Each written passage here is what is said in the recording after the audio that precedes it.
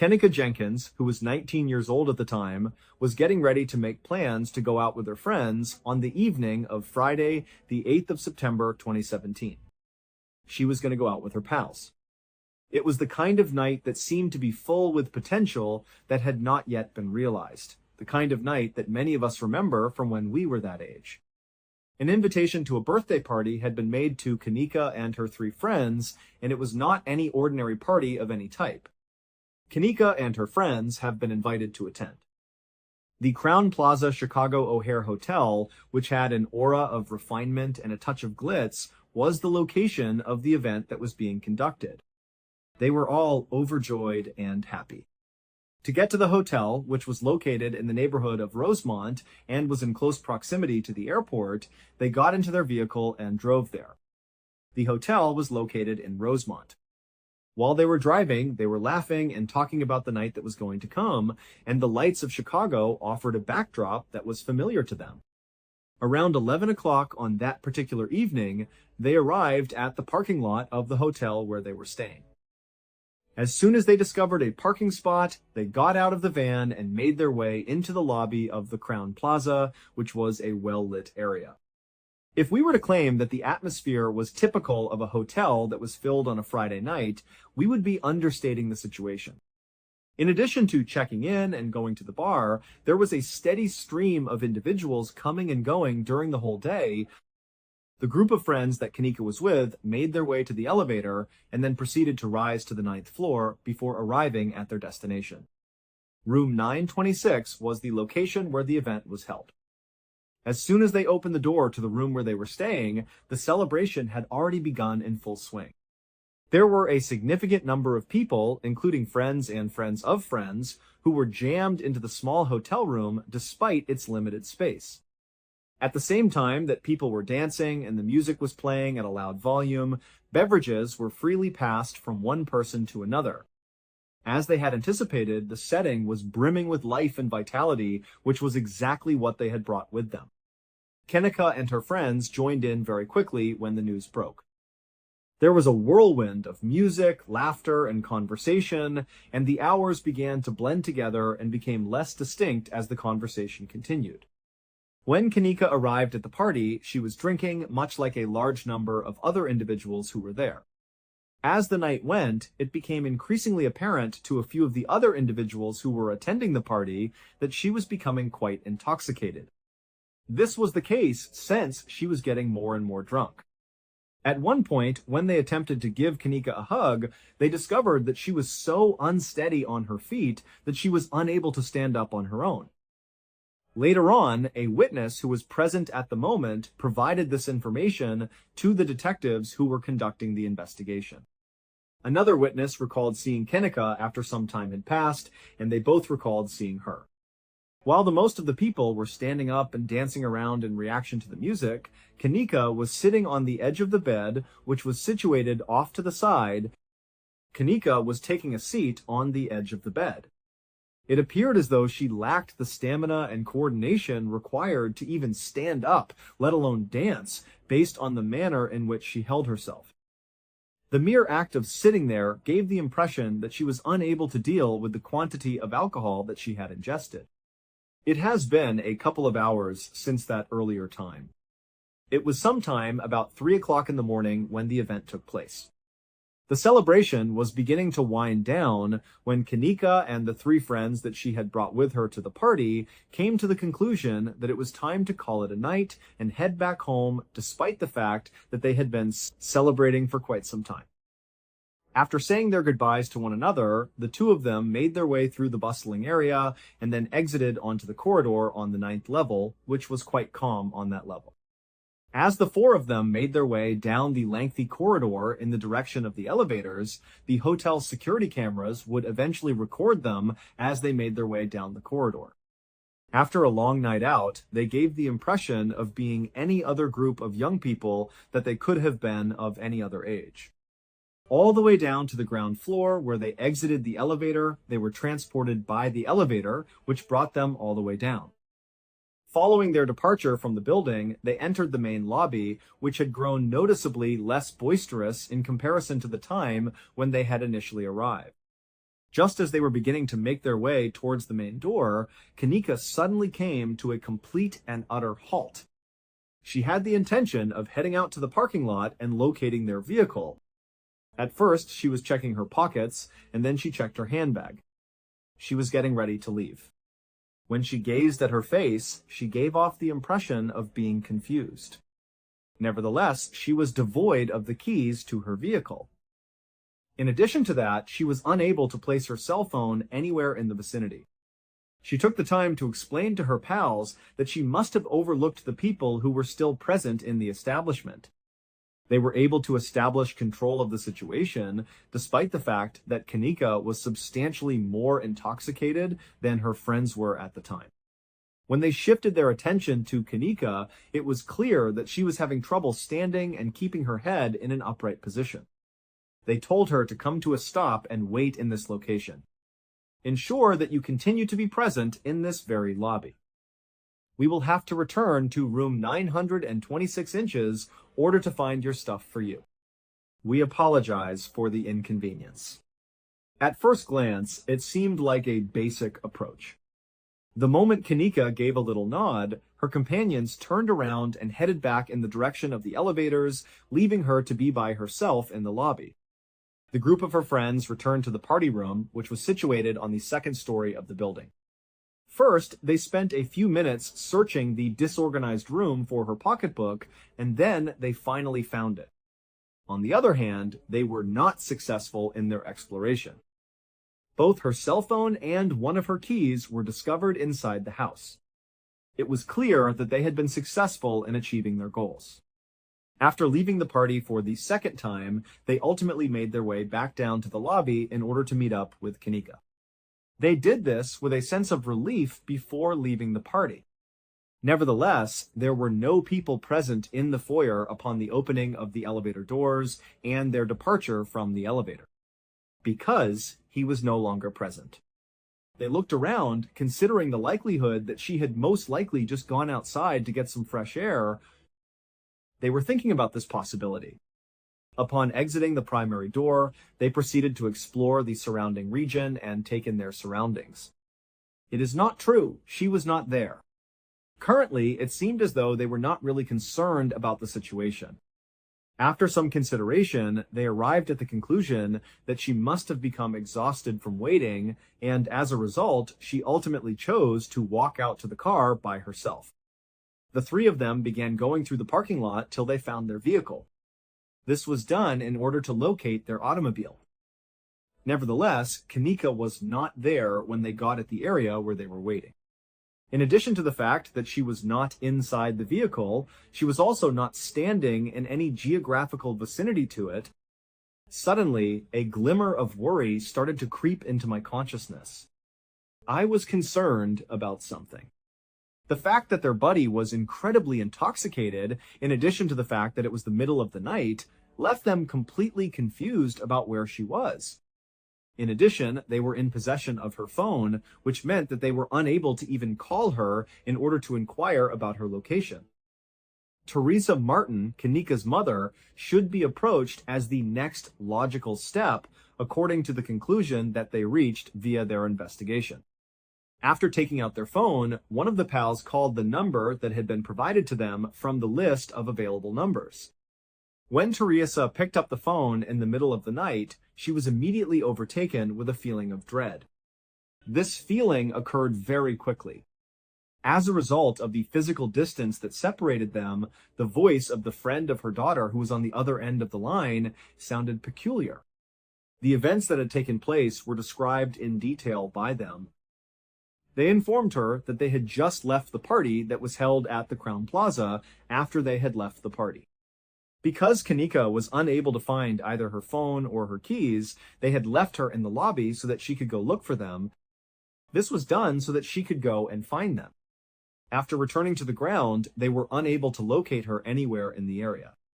Teresa was given the assurance that they had her phone and keys and that everything was probably fine, but they were unable to locate Kanika.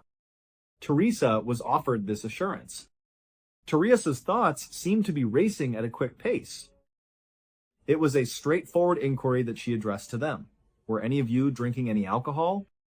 A little lull occurred in the conversation that was taking place on the other end of the line. Both of the friends gave off the impression of being anxious and guarded. The situation was minimized by them, and they replied something along the lines of, "Oh no, maybe a drink or two." They continued to go on and on about how certain they were that Kanika was doing well for herself. However, when it came to Teresa, her instincts as a mother were screaming that something was horribly, extremely wrong. She was concerned about her daughter. Despite the fact that it was 3:30 in the morning, her daughter had not been seen for a considerable amount of time, and her friends were completely unaware of her disappearance. The fact that she would be arriving to the hotel on her own was something that she shared with them. At some point in the future, she was going to recover her children. Teresa Martin came at the Crown Plaza Hotel at a time that was quite close to 5 o'clock in the morning. The sun had not yet risen at that precise instant in time.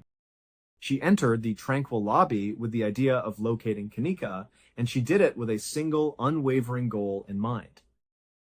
The first thing that she did was to go right to the front desk, and this was the first thing that she did.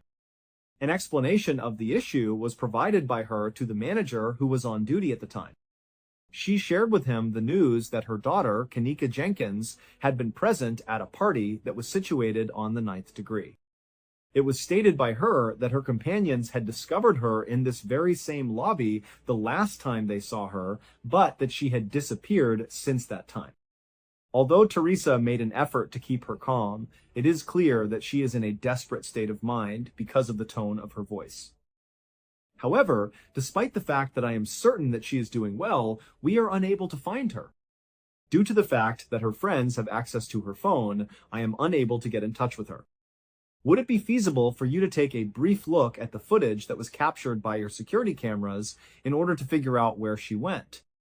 We are unable to determine if she has left the hotel, or whether she is still present somewhere within the establishment, or whether she has departed the hotel. Viewing the video footage is all that is required of us at this time.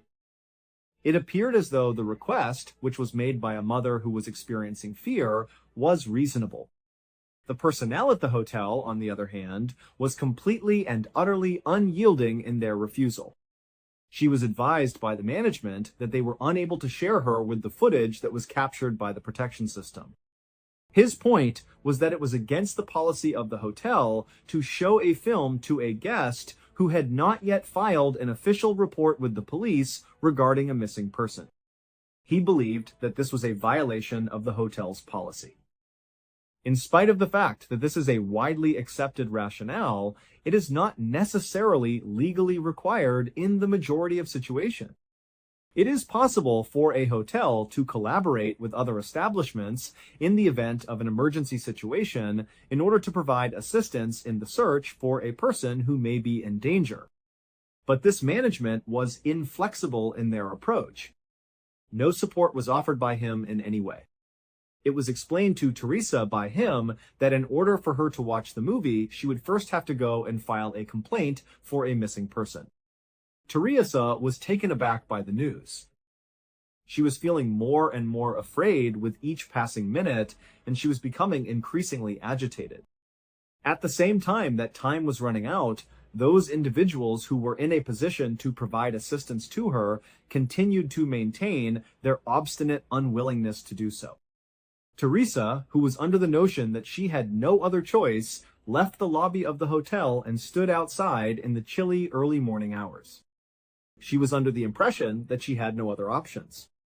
After removing her own phone from her pocket, she dialed the number for the police department. In addition, she offered an additional explanation on the entire incident.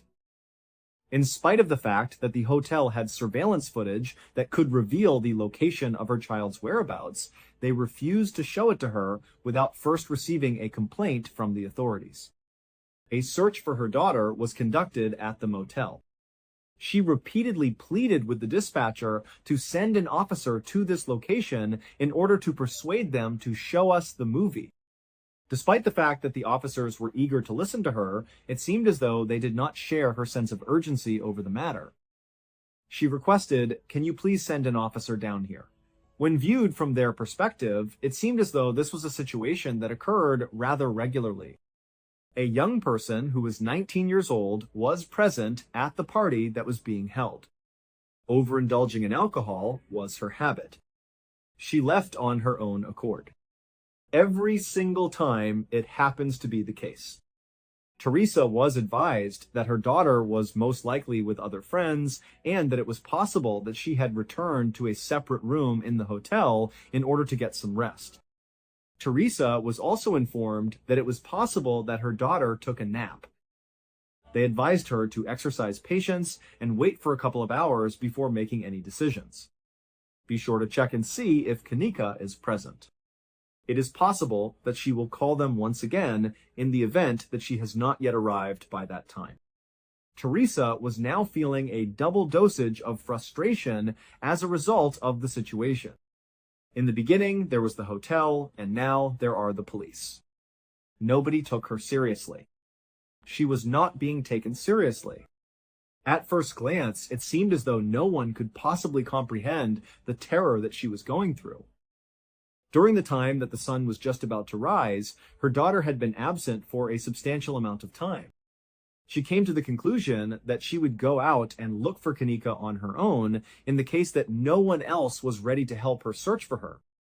In no way was she going to do nothing but wait around. There was no way that she would do that. At the same time as she was making her way back into the hotel, her determination got greater. Following her ascent into an elevator, she made her way to the 9th floor, which was the location of the party that had been hosted earlier. Initially, she started pounding on doors at one end of the hallway, and then she worked her way to the opposite end of the hallway. From door to door, she knocked on each and every one of them. She went door to door. In the event that she received a response, she would question as to whether or not the individual had seen her daughter Kendall. She would query as to whether or not she was there in their chamber by describing her through the use of her description. There was a significant amount of time that she spent walking around the floors of that hotel. As she made her way from the 9th level to the 8th floor, and then from the 8th floor to the 7th floor, she not only questioned every person she saw, but also knocked on every door she encountered. She was a single mother who was on a mission. She was frantic and frightened about the situation. Despite this, she was not making any headway at all. It was impossible to find Kanika anywhere. This continued to take place all throughout the morning and into the afternoon, even after it had already begun. After Kanika had been seen for the remaining time, the administration of the hotel eventually found out where Teresa was located at roughly 1:15 inches the afternoon. This was nearly 10 hours after Kanika had been seen for the last time. They came to the realization that she was actively searching for her daughter by going from one residence to another in an effort to find her.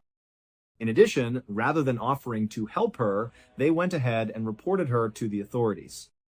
They not only filed a report of trespassing against her, but they also issued an order that she be removed from the residential property. In light of this, law enforcement officers arrived at the Crown Plaza for the second time on that particular day. Nevertheless, they were present this time in order to deal with Teresa during this particular instance. As soon as she encountered the law enforcement officers, she was presented with a fresh opportunity. It was with great urgency that she approached them and pleaded with them to reconsider their decision. My daughter has not been seen or heard from since 10 hours ago. I have not been able to locate her. I myself am in possession of it. We are currently in possession of her keys. My attempts to get in touch with her have been unsuccessful. It would be really appreciated if you could request that the hotel give you a copy of the surveillance film. After being approached by a mother who was obviously not going to give up, the police officers complied with the request this time around.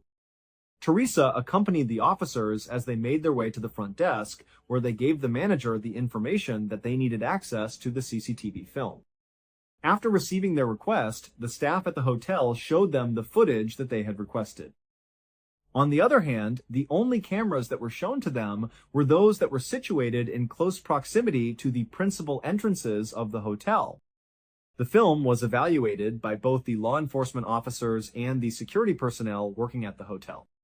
It was during the late hours of the previous night that they were able to see Kanika making her way into the hotel with her friends. In spite of this, they never once saw her leave the area when they were going over the hours of tape. According to the information that we have, it does not appear that Kanika has left through any of the principal entrances. It seemed as though this was abundantly plenty for both the law enforcement and the motel establishment.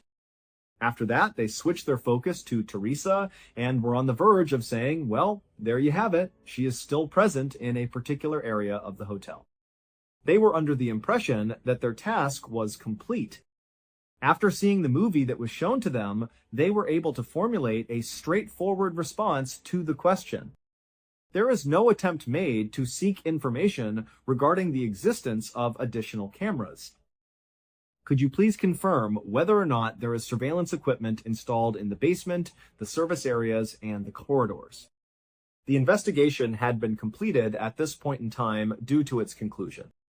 Following that, they conveyed to Teresa the news that they were no longer able to contribute to her assistance.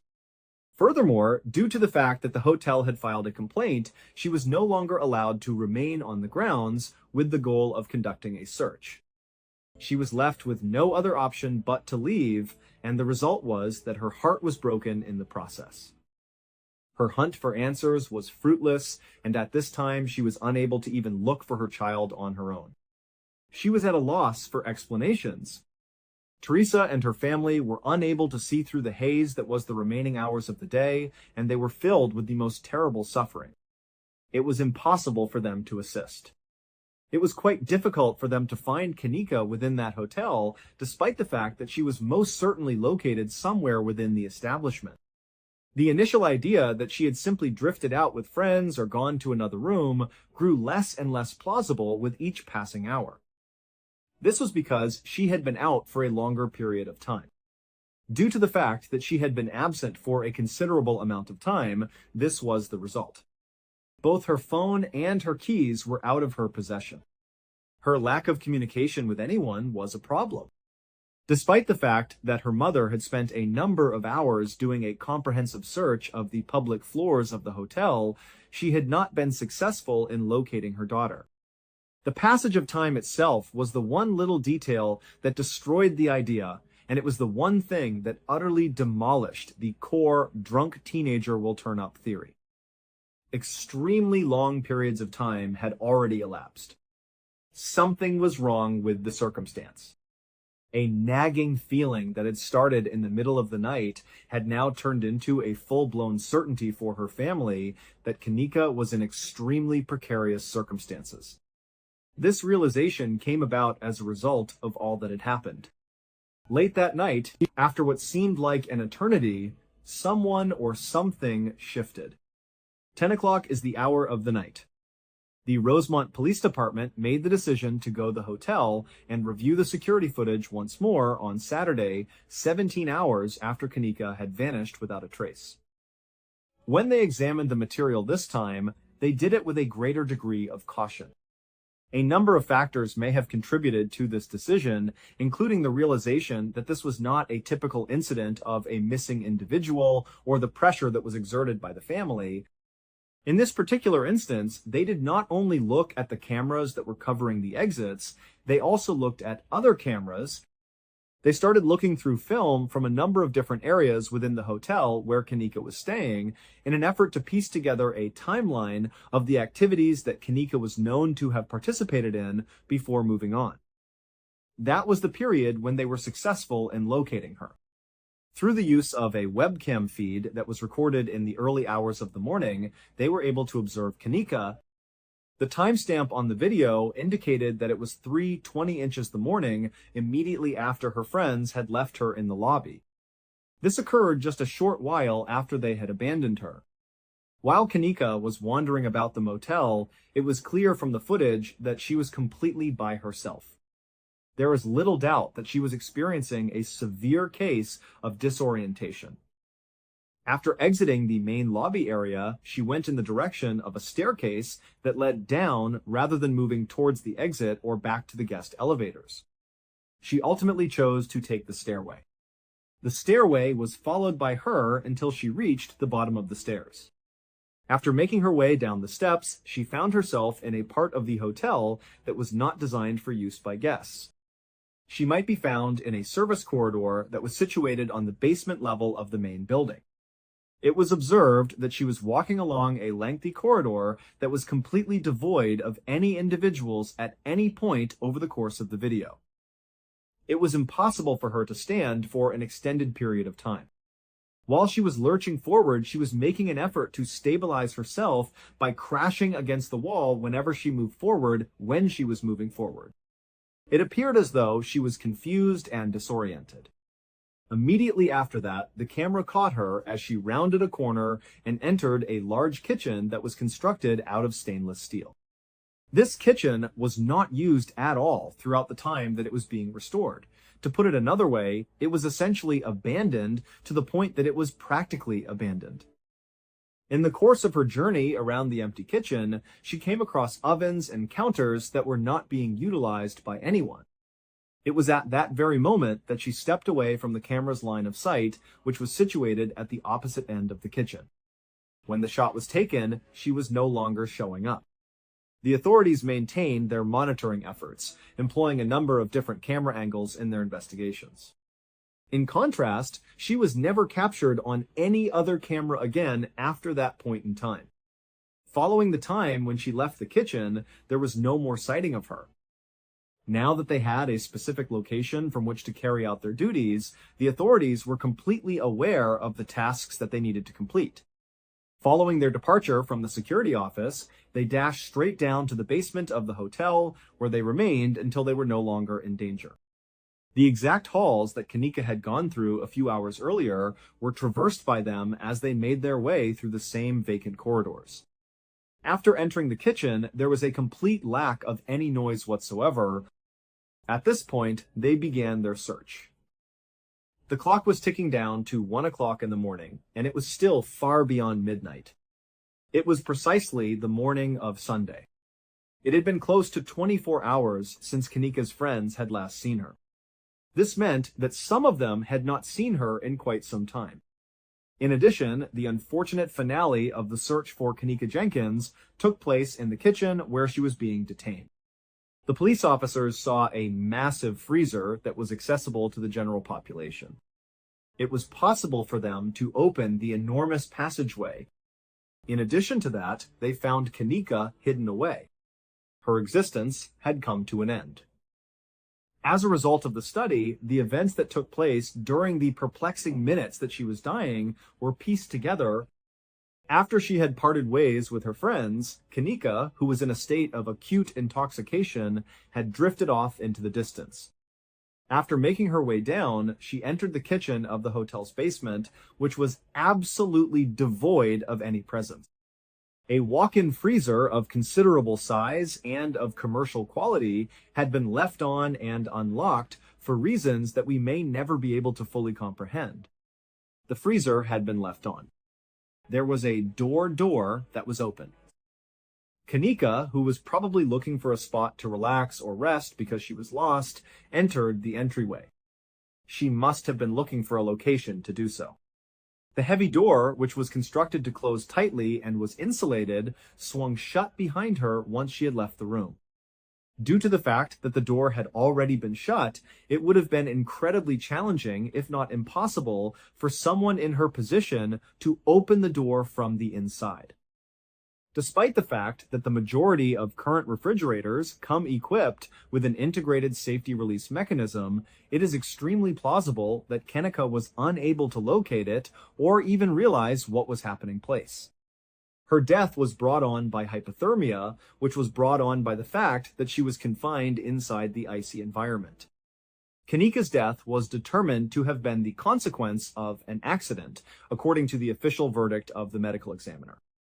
Alcohol and topiramate, a medication that is taken for epilepsy and migraines, were discovered as significant contributory factors when it was concluded that hypothermia was the cause of death.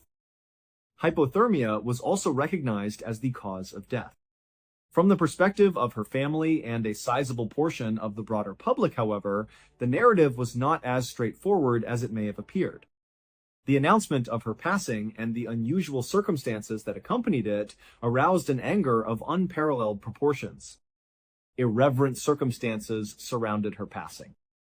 The information that was brought to light regarding the hotel, as well as the initial response that the police department provided to the matter, shocked and outraged the general population significantly. Internet sleuths and concerned individuals began investigating every piece of evidence that was available, and when the conspiracy theories involving the alleged foul play were initially published, they began to spread like wildfire throughout the internet. In the eyes of the general public, the concept that a young woman could accidentally find herself confined inside a freezer in a major hotel was just incomprehensible. Nevertheless, in spite of all the rumors and speculation, the investigators could not discover any evidence to suggest that anyone else was contributing to her passing after they conducted their investigation. The most significant and puzzling question that has not yet been answered, on the other hand, has nothing to do with a conspiracy. Time is the major concern in this scenario.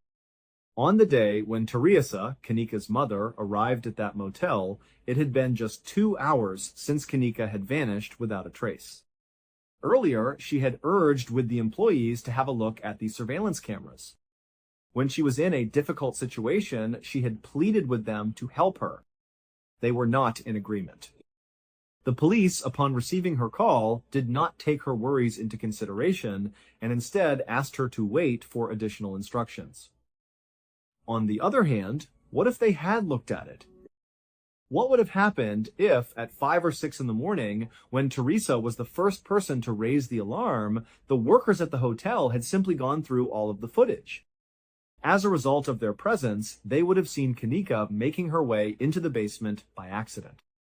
They might have found her in the kitchen, which was a possibility considering the circumstances. A maximum of a couple of hours would have been the maximum amount of time that she would have spent in the freezer prior to that crucial period. Not only is it conceivable that she would have been alive all along, but it is also a chance that she would have been alive if she had in fact been alive. Tragically, not only is it a tragedy that Kanika Jenkins lost away, but it is also a tragedy that she could have been prevented from passing away to such a big degree. There was a window of opportunity when a rescue could have been performed. Nevertheless, that window of opportunity was allowed to close. The string of failures, which included the hotel's refusal to comply and the police's initial lack of urgency, were the reasons why there was a window of chance. Almost immediately after the occurrence, Teresa Martin filed a lawsuit against the Crowne Plaza Hotel, the security company that was employed by the hotel, and the restaurant that was leasing the cooking space. Many millions of dollars were the subject of the complaint that was filed. It was alleged in the complaint that they were careless in the sense that they did not adequately lock a potentially hazardous place, which was the walk-in freezer. In addition, it was asserted that the fact that they did not respond promptly to her requests for assistance was a direct factor in the passing of her daughter. Following a protracted legal struggle, the matter was ultimately settled out of court for a sum that was estimated to be greater than $6 million.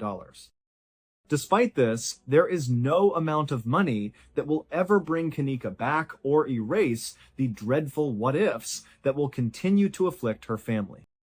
Neither one of these items is feasible at this time. They are left with the disheartening reality that the system that was intended to protect individuals failed their daughter at every single point of the process.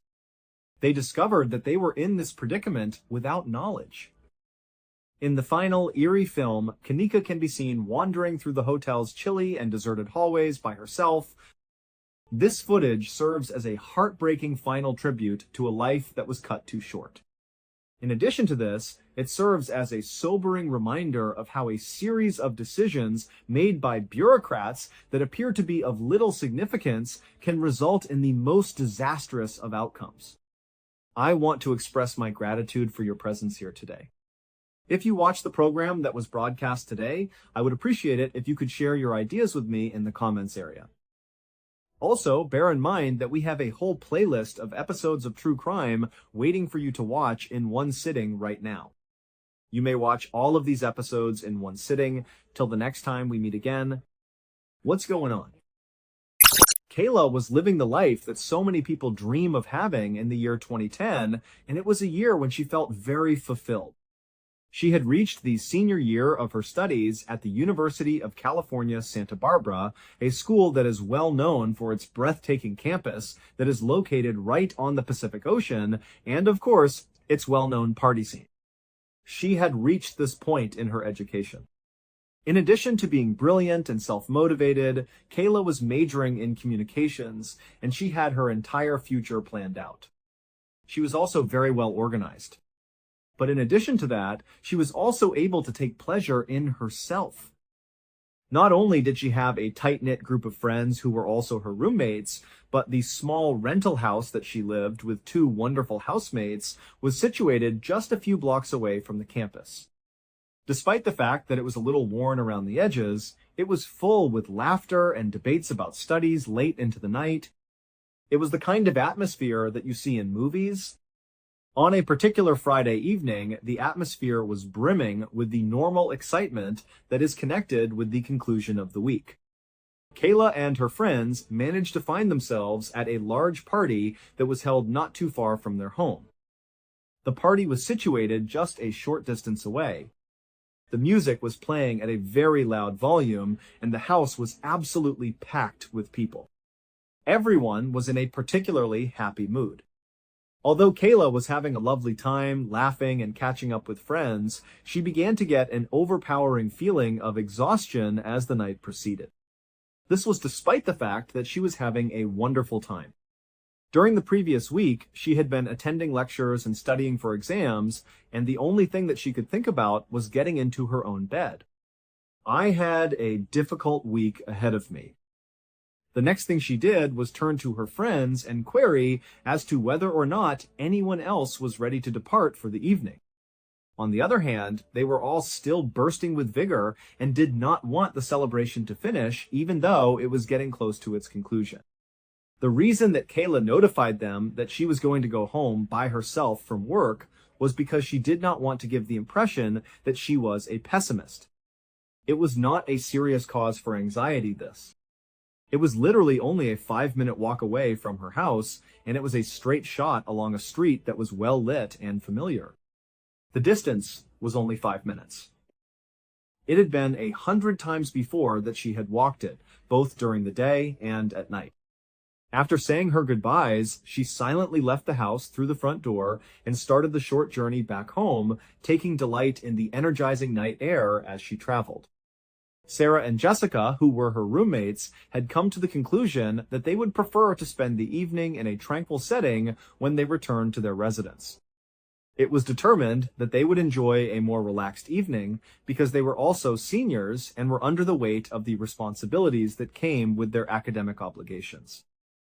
They had invited a couple of their friends over, but they were just hanging out in the living room, drinking a bottle of wine and chatting with their friends.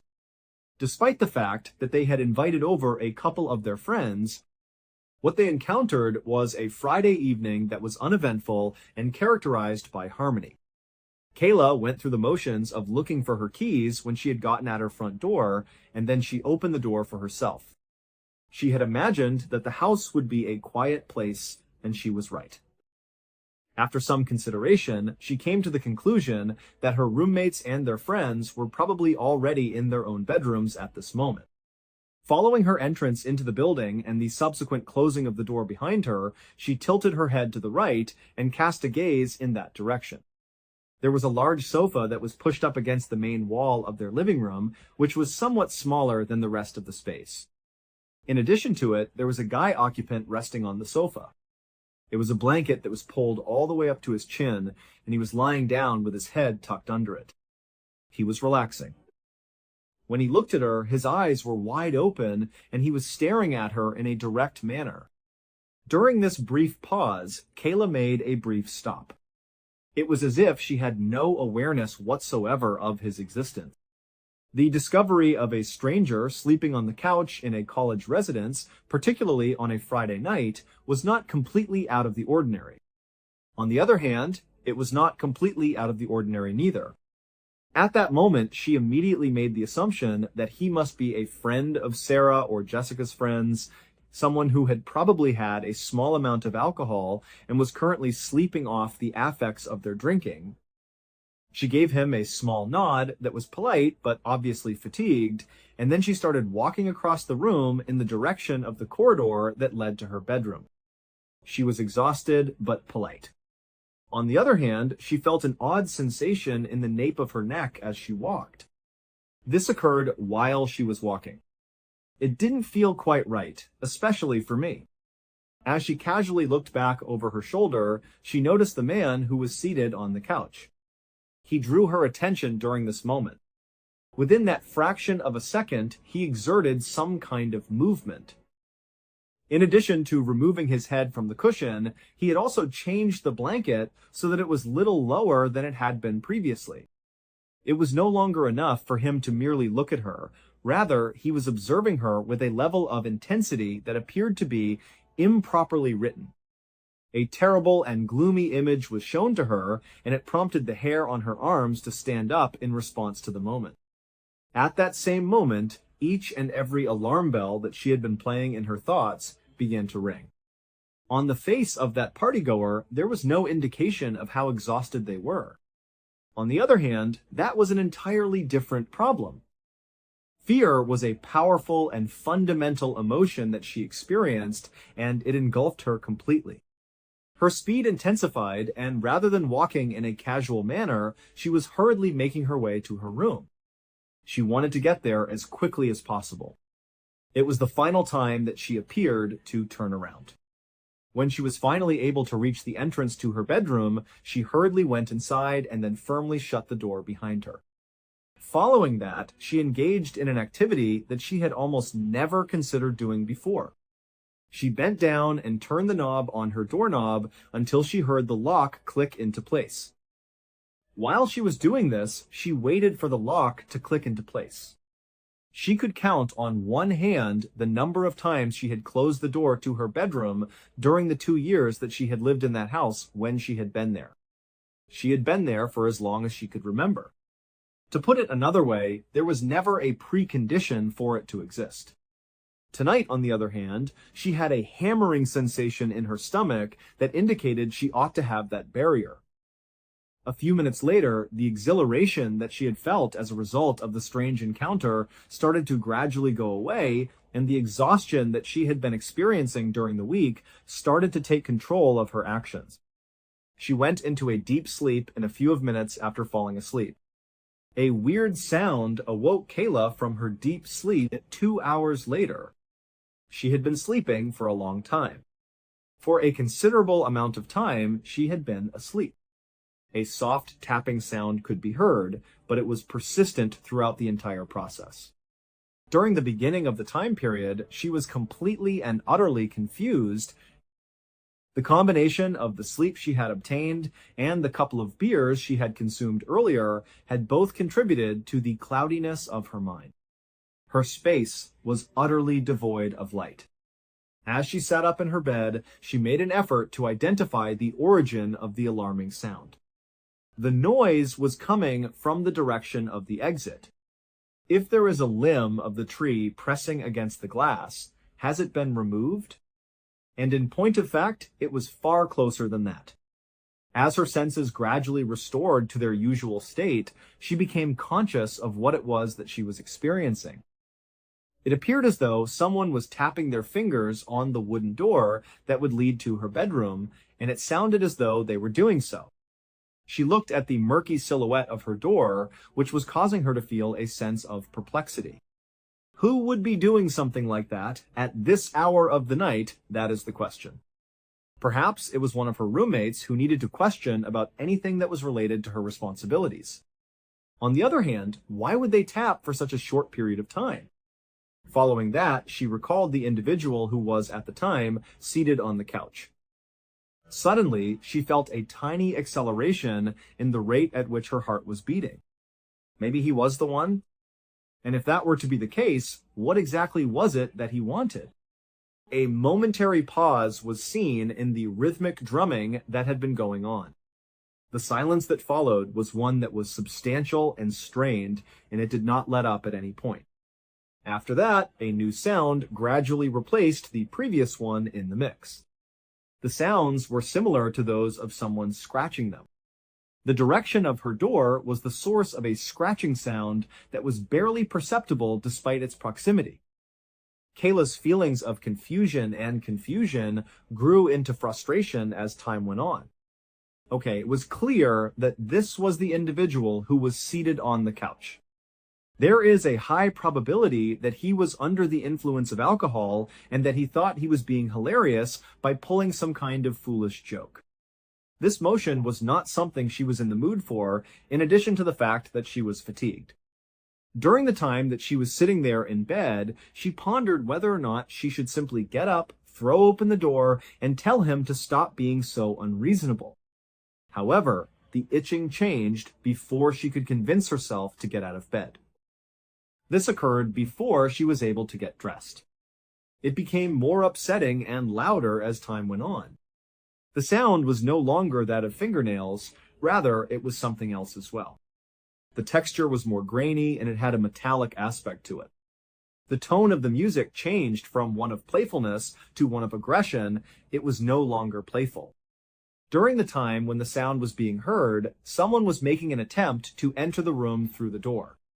The negative feeling that she had previously received from him came flooding back to her, and it was increased by a factor of 3. She experienced a decrease in her annoyance, and in its place, she was filled with genuine panic. After some consideration, she came to the realization that there was no way that she would ever open the door. Instead of reaching for it, she reached for her phone, which was resting on the nightstand across from her. During the moment that she was retrieving her text messages, she became aware that her hands were trembling slightly. She had texted Sarah, who was her roommate, a brief message. Sarah was the recipient of the message. She then pressed the send button and waited, her gaze fixated on the door leading to her bedroom as she listened to the scratching that continued. "Hey, could you please come out here? Your friend is acting really strange and trying to get into my room. It had taken just a moment. Now there are 2 of them." However, there was no response. It continued to scratch, and the sound that it made was one that was both persistent and threatening. So, it's plausible that Sarah was a heavy sleeper. All right, let's investigate. Jessica, the other roommate, was the recipient of a new text message from Kayla, and she had the opportunity to read it. The message that she typed out was, for the most part, virtually identical. She waited once more after sending the text message that she had sent. "He was outside my door, scratching at it and freaking me out. Jessica, please come out to the living room and get your friend. He's outside my door, scratching at it and freaking me out." The scratching continued, and it was a sound that was both persistent and unnerving. This was the case even if the residence was normally silent. The other side of the coin is that there was no answer. Despite the fact that she continued to consume food, she was beginning to get a terrible feeling of worry in her stomach. What reasons did they not react to your question? This marked the end of the scratching that had been going on. Kayla was anxiously anticipating that he had finally given up and vanished, so she held her breath for a brief length of time. She was holding her breath. However, the silence was broken by a new sound that was even more terrifying than the one that had been there before. A metallic clink and rattle was made as a result of her doorknob being jiggled, which was the sound that was heard. His intention was to inspect the lock, thus he was making a concerted effort to turn the handle. By this point, Kayla had reached an extreme level of annoyance and had developed a profound worry. Certainly, this was not a joke at all. Someone who was intoxicated would not do something like this. Someone was attempting to enter her room by using force against her in order to successfully do so. She was able to gather her calm and yelled out, "Hey! Stop it! Get away from my door!" She made an effort to convey an angry and authoritative tone in the hopes of diverting his attention away from her. Her voice, on the other hand, was shaking visibly with fear. Despite this, the jiggling persisted ceaselessly. It was almost as if he had not even noticed that she was a part of the room. She was well aware that by this point, texting was not going to be an effective method of communication. Her calling them and rousing them up was something that was required of her. It was then that they would enter the room and deal with the person in question. "Sarah," she stated as she phoned Sarah's number. After the phone had rung once or twice, Sarah finally picked it up, and by the time she did, her voice was dripping with the weight of sleep. "Hello?" It was a loud and unpleasant muttering that Kayla used when she spoke. "Sarah, you need to get up right now. Come out into the living room and tell your friend to knock it off. He's trying to get into my room and he's totally harassing me." A little lull occurred in the conversation that was taking place on the other end of the line.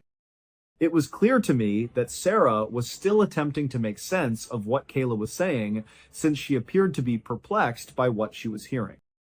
"Kayla, what are you talking about?" "What friend?" "The guy!" Kayla yelled out as her fury and dread began to intensify before her eyes. "The guy you had over. The one sleeping on our couch." Sarah's dreamy perplexity was abruptly replaced with a tone that resonated with a chilling clarity and concern.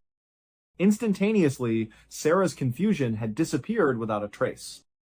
"Kayla, we didn't have anyone over. Our friends left hours ago. There isn't anyone on the couch. If there is somebody out there, you need to call the police. Right now." The words were like a blow to the gut for Kayla, and she could feel them hitting her.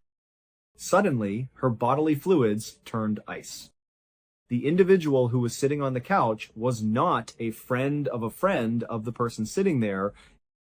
His identity was unknown to anyone. As soon as she got at her house, she discovered that an unknown person had been there at their residence.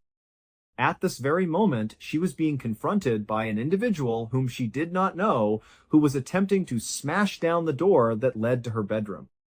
She experienced a surge of pure adrenaline coursing through her body like a torrent.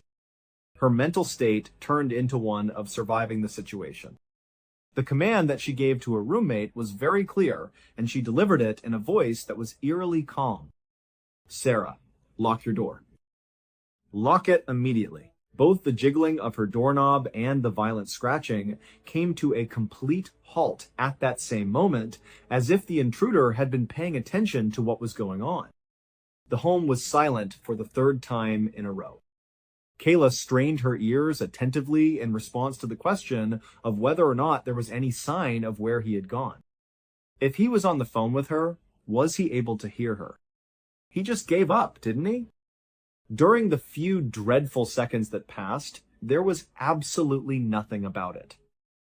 The silence that had been there up until that point was then broken by a crash that was exceedingly loud and originated from the opposite end of the house. There was one more that followed it, and then there was another one that followed it. It was the sound of a body being thrown into a door that was heard by those who were present. Moving on from her room, he was now making an effort to compel his way into the bedroom that was occupied by her two roommates. He was no longer in her room at that point. At that moment, Kayla became aware of cries emanating from the room of her roommates, and she immediately began to scream herself. The sounds of complete and utter fear could be heard throughout the entirety of the house. During the time when Kayla was experiencing a state of fear, she was able to, in some way, call 911. At the same time, she was frantically attempting to convey to the operator what was going on, which was that there was a man in their house who was attempting to enter their rooms. After she had finished explaining the situation, she was able to hear the sound of wood splintering coming from the direction of the corridor. The sound of the hammering, which was accompanied by her own panicked breathing, was not the only noise that she heard. She also heard another sounds. The distinct sound of their sliding glass door in the back of the house being jerked open and then shut again and again until being shut again at the end of the process. It was at that moment that she became aware of the majestic and penetrating sound of sirens, which initially started off as a faint sound, but gradually became more and more audible. The law enforcement officers were present.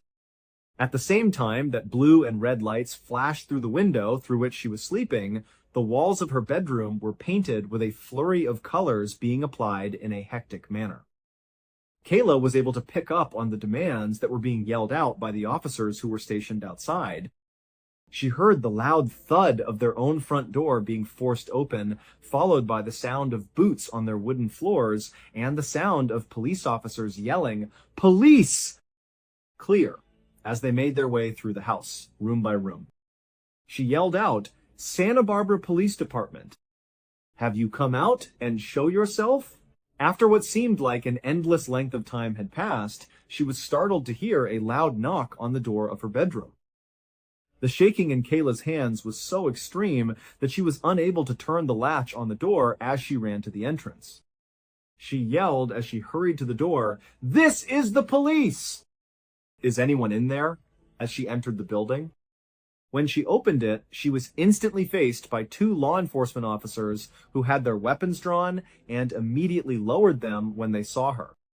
They had been waiting for her to open it.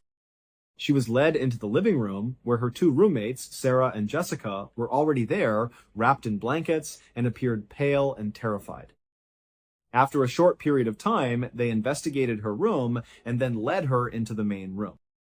Both the yard and the exterior of the house were thoroughly searched by the officers, who finished their investigation. After leaving the premises, the trespasser had left. He had vanished into the shadows in the same amount of time that he had appeared in the first place. As soon as the authorities had made certain that the location was secure, they began fitting together the pieces of what had just taken place. The very first thing that they did was to take the girls outside to the side of the house in the direction of a door that they did not use very frequently. The flashlight carried by a law enforcement officer was pointed in the direction of the doorknob. The response that he gave was, "It appears that this is how he got in." Kayla, along with her roommates, leaned in to acquire a better glimpse at the situation. After using the beam of the flashlight to highlight the doorknob and the latch plate, it was observed that there were a lot of deep scratches and pry marks all around the doorknob and over the latch plate. This piece of wood had been fractured and gouged in several places. A law enforcement officer stated that it seemed as though someone had used a tool, either a knife or a screwdriver, to force their way inside the facility by jimmying the lock. This was indicated by the officer's statement. There wasn't just a drunk person who happened to walk into the wrong house by accident. It was more than that. Here was an attempt to break and enter. An attempt to break into the residence. It was a boring and chilly experience as the truth of the scenario began to soak in, and it was all because of the situation. Following their return to the building, the authorities asked Kayla to recount her story to them, beginning with the moment she arrived at her residence. The unnerving vision of the man sitting on the couch, her decision to shut the door, and the horrifying sounds that followed were all repeated by her as she led them down the corridor to her bedroom. She also described to them the awful sounds that followed. One of the officers flashed his flashlight on the door itself as she stood in front of her closed bedroom door, displaying how he had been scratching and jiggling the knob. She was demonstrating how he had been doing everything. During the time that she was standing there, she provided the demonstration. Every single one of them was present at that very time. To her surprise, it was a great deal more upsetting than she had anticipated. Scratches and gouges of a severe kind were done in a furious manner, and they covered the entire region that was surrounding her doorknob. In other places, the wood had been torn, and the metal of the doorknob itself had been scratched and dented throughout its surface.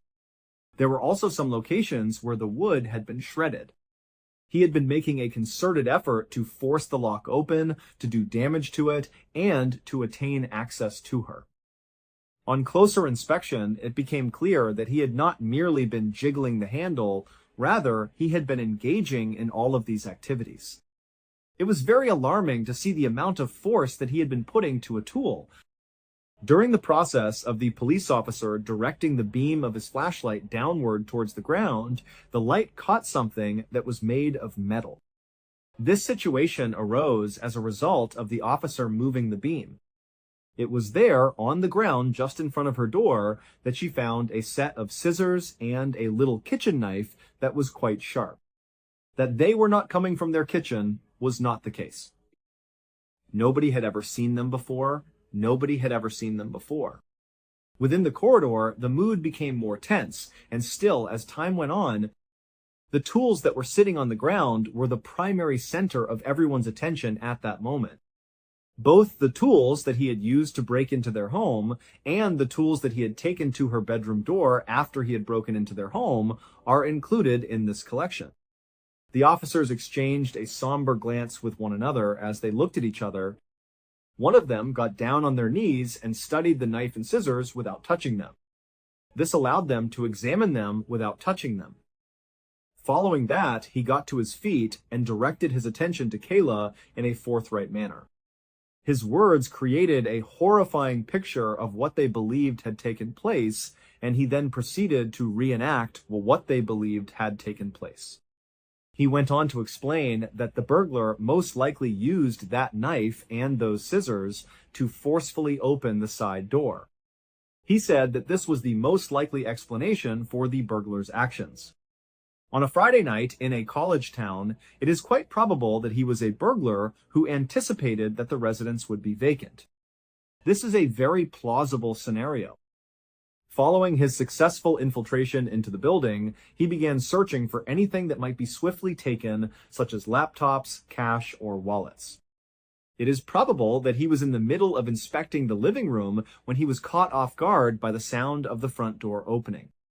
He was completely taken aback by the sound of the door opening. The fact that Kayla had arrived was the reason why his plan was unsuccessful. It was only a few seconds before he responded to my question. As soon as he noticed the couch leaning against the wall, he snatched the blanket that was draped over it and threw himself down with the intention of drawing the cover up to his chin. This was his final attempt to disseminate information about himself. His anticipation was that she would simply walk by and that she would not even notice him in the dim light. He was expecting her to overlook him. An abrupt and hurried decision was made at that precise moment. Nevertheless, Kayla did take note of him. However, what is much more disturbing is the fact that she stared him in the eye. An explanation of the dramatic shift that had taken place was supplied by the officer during that brief span of time. When you saw his face, the officer said in a tone that was low and serious, you were no longer just an obstacle in a burglary. You became a witness, and there is a good chance that this made you his primary target. The officer's tone was low and serious. They are under the impression that he remained in the living room for a few minutes after she entered her room, and then he left the room. It is highly probable that he was actively considering the best way to proceed with the situation. Regardless of whether or not he made an effort to sneak out via the back door, he was aware that she had detected him. Those individuals were able to identify him. His impression of her was that she was a loose end that needed to be handled and given attention. Consequently, he arrived to a conclusion. He had no intention of abandoning a witness he had brought with him. When he had finished gathering the tools that he had used to enter the house, which included the knife and the scissors, he then proceeded to stroll down the hallway until he reached her door. There is a high probability that he made an initial effort to unlock the door by tapping the handle instead. Immediately, as he became aware that it was locked, he began making fruitless attempts to open it by utilizing the instruments that were available to him. A plausible explanation for the tapping that she initially heard was that he was trying to find a vulnerable area in order to remain silent. This was one of the probable explanations. The more frustrated he became, however, the more aggressive he became, scraping and gouging at the lock in an attempt to break out of the situation where he was trapped. He had a strong desire to set foot inside the structure. It is believed by the police that the phone contact was the most important aspect that ultimately prevented her death. During the time that Kayla was in contact with the intruder, she would have been able to listen in on her conversation with her roommate over the phone. That she was awake and chatting on the phone, most likely with the authorities, was the first thing that he would have known. There were two other things that he would have realized, additionally to the fact that she was not the only person there in the apartment at the time of the incident. It was the presence of her roommates, who were now awake and conscious, that prompted him to make a full and utter change in his plan. His attempt to knock on Kayla's door was unsuccessful, and he hurried to the room where her roommates were staying in a state of dread. At that moment, he gave up. The loud hammering was executed as a deliberate, frantic, and disorderly move that was the final move. Perhaps he was trying to get to them in order to silence everyone, or perhaps he was simply trying to create a distraction for himself. Either way, he was possibly trying to get to them. At that very moment, however, he must have been cognizant of the sirens that were quickly approaching. He was conscious of the fact that his remaining time had run out. In a hurry, he made his way to the rear of the home, where he forced open the sliding glass door. After that, he disappeared into the complex network of dark streets and backyards that encircled the house. In addition to collecting the knife and scissors as evidence, the police department also dusted for fingerprints, recorded statements, and collected the knife. They examined the entire neighborhood, but nobody had reported seeing or hearing anything that was out of the norm until they were finished. The man was, in fact, a ghost after all. The absence of any evidence of his identification, such as his name, fingerprints, or any other identifying qualities, is a very concerning situation. What had transpired was that he had merely been present in their home, a terrifying presence, and then he had disappeared without a trace. Kayla, along with the other individuals that shared her room, experienced a huge influence as a result of the events of that night. The residence in question would not be suitable for them to live in. Every creak of the floorboards and every shadow that appeared in the corner of a room included a memory of the man who was sitting on the couch. This memory was present in every single one of these things. The plain feeling of being safe in their own home had been shattered in a matter of minutes, and it had been taken away from them. Instead, it had been taken away from them. Several days after they had violated the terms of the lease agreement, they moved out of the apartment. What-ifs were a constant source of anxiety for Kayla for a considerable amount of time. Let us imagine for a second that she had stayed at the party for 10 minutes longer than she had originally planned. Imagine for a moment that she hadn't been so worn out. What would have happened? Her thoughts kept coming back to the most terrifying question of all, which was the one that the police had asked her earlier that evening. What would have happened if she hadn't obeyed that sudden, incomprehensible instinct to lock the door to her bedroom? Her mind kept going back to the question. It seems likely that a simple, almost unthinking action, such as the little click of a lock, was what ultimately saved her life. It was a straightforward activity that just about appeared to be mindless.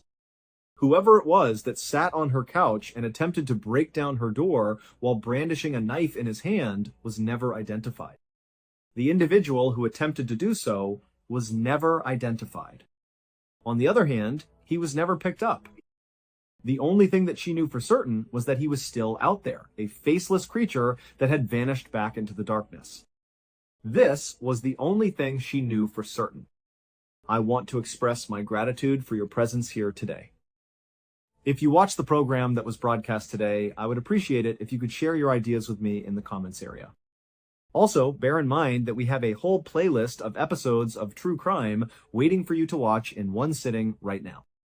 You may watch all of these episodes in one sitting. Till the next time we meet again. What's going on? Think about the last time something happened to you that felt too precise to be an accident. Maybe it was small. You thought of someone you hadn't spoken to in years, and they called that afternoon. Maybe it was slightly stranger than that. Or maybe, if you're honest, there was one moment in your life that you still can't fully explain. One moment where the timing was so exact, the collision of two separate paths so perfectly arranged that the idea of pure randomness starts to feel almost naive. The 5 stories you're about to hear are not small coincidences. One of them is about a father and a daughter, both looking for each other on the same street on the same afternoon, captured together in a single photograph neither of them knew was being taken. One is about a man who told Hollywood he was nobody and accidentally convinced the right person that he was exactly who they needed. One is about a man who has been swallowed by the ocean, by the jungle, by sharks, and eventually by a whale, and who keeps walking back out. One is about a sheriff on a plane in a snowstorm who looked out his window at exactly the right second and saved a man who did not deserve to be saved. One is about a stranger who got into the wrong truck and ended up destroying the one life that had nothing to do with any of it.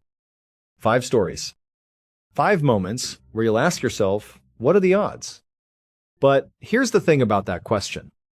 Sometimes the answer is beautiful. Sometimes the answer is that the universe quietly intervened and 2 people found each other after a decade of searching. And sometimes the answer is that the same impossible precision, the same 1 in a trillion alignment of time and place puts a monster exactly where he needs to be. The odds don't care which outcome you're hoping for. They just land where they land. Let's get into it. If you're someone who likes strange, dark, and mysterious stories told like a film, you are in exactly the right place. That is all we do here, and we upload once a week. Hit subscribe, turn on notifications, and let's go. In 2007, a 60-year-old man named Michael Dick was living a quiet life in Bow, East London, with his wife and 2 daughters. He had spent most of his working years as a carpenter, and now, semi-retired, he spent the bulk of his time around family, around friends, in the rhythm of a life that was ordinary, in the best sense of the word. But that year, something started pulling at him. 10 years earlier, Michael had gone through a difficult divorce from his first wife.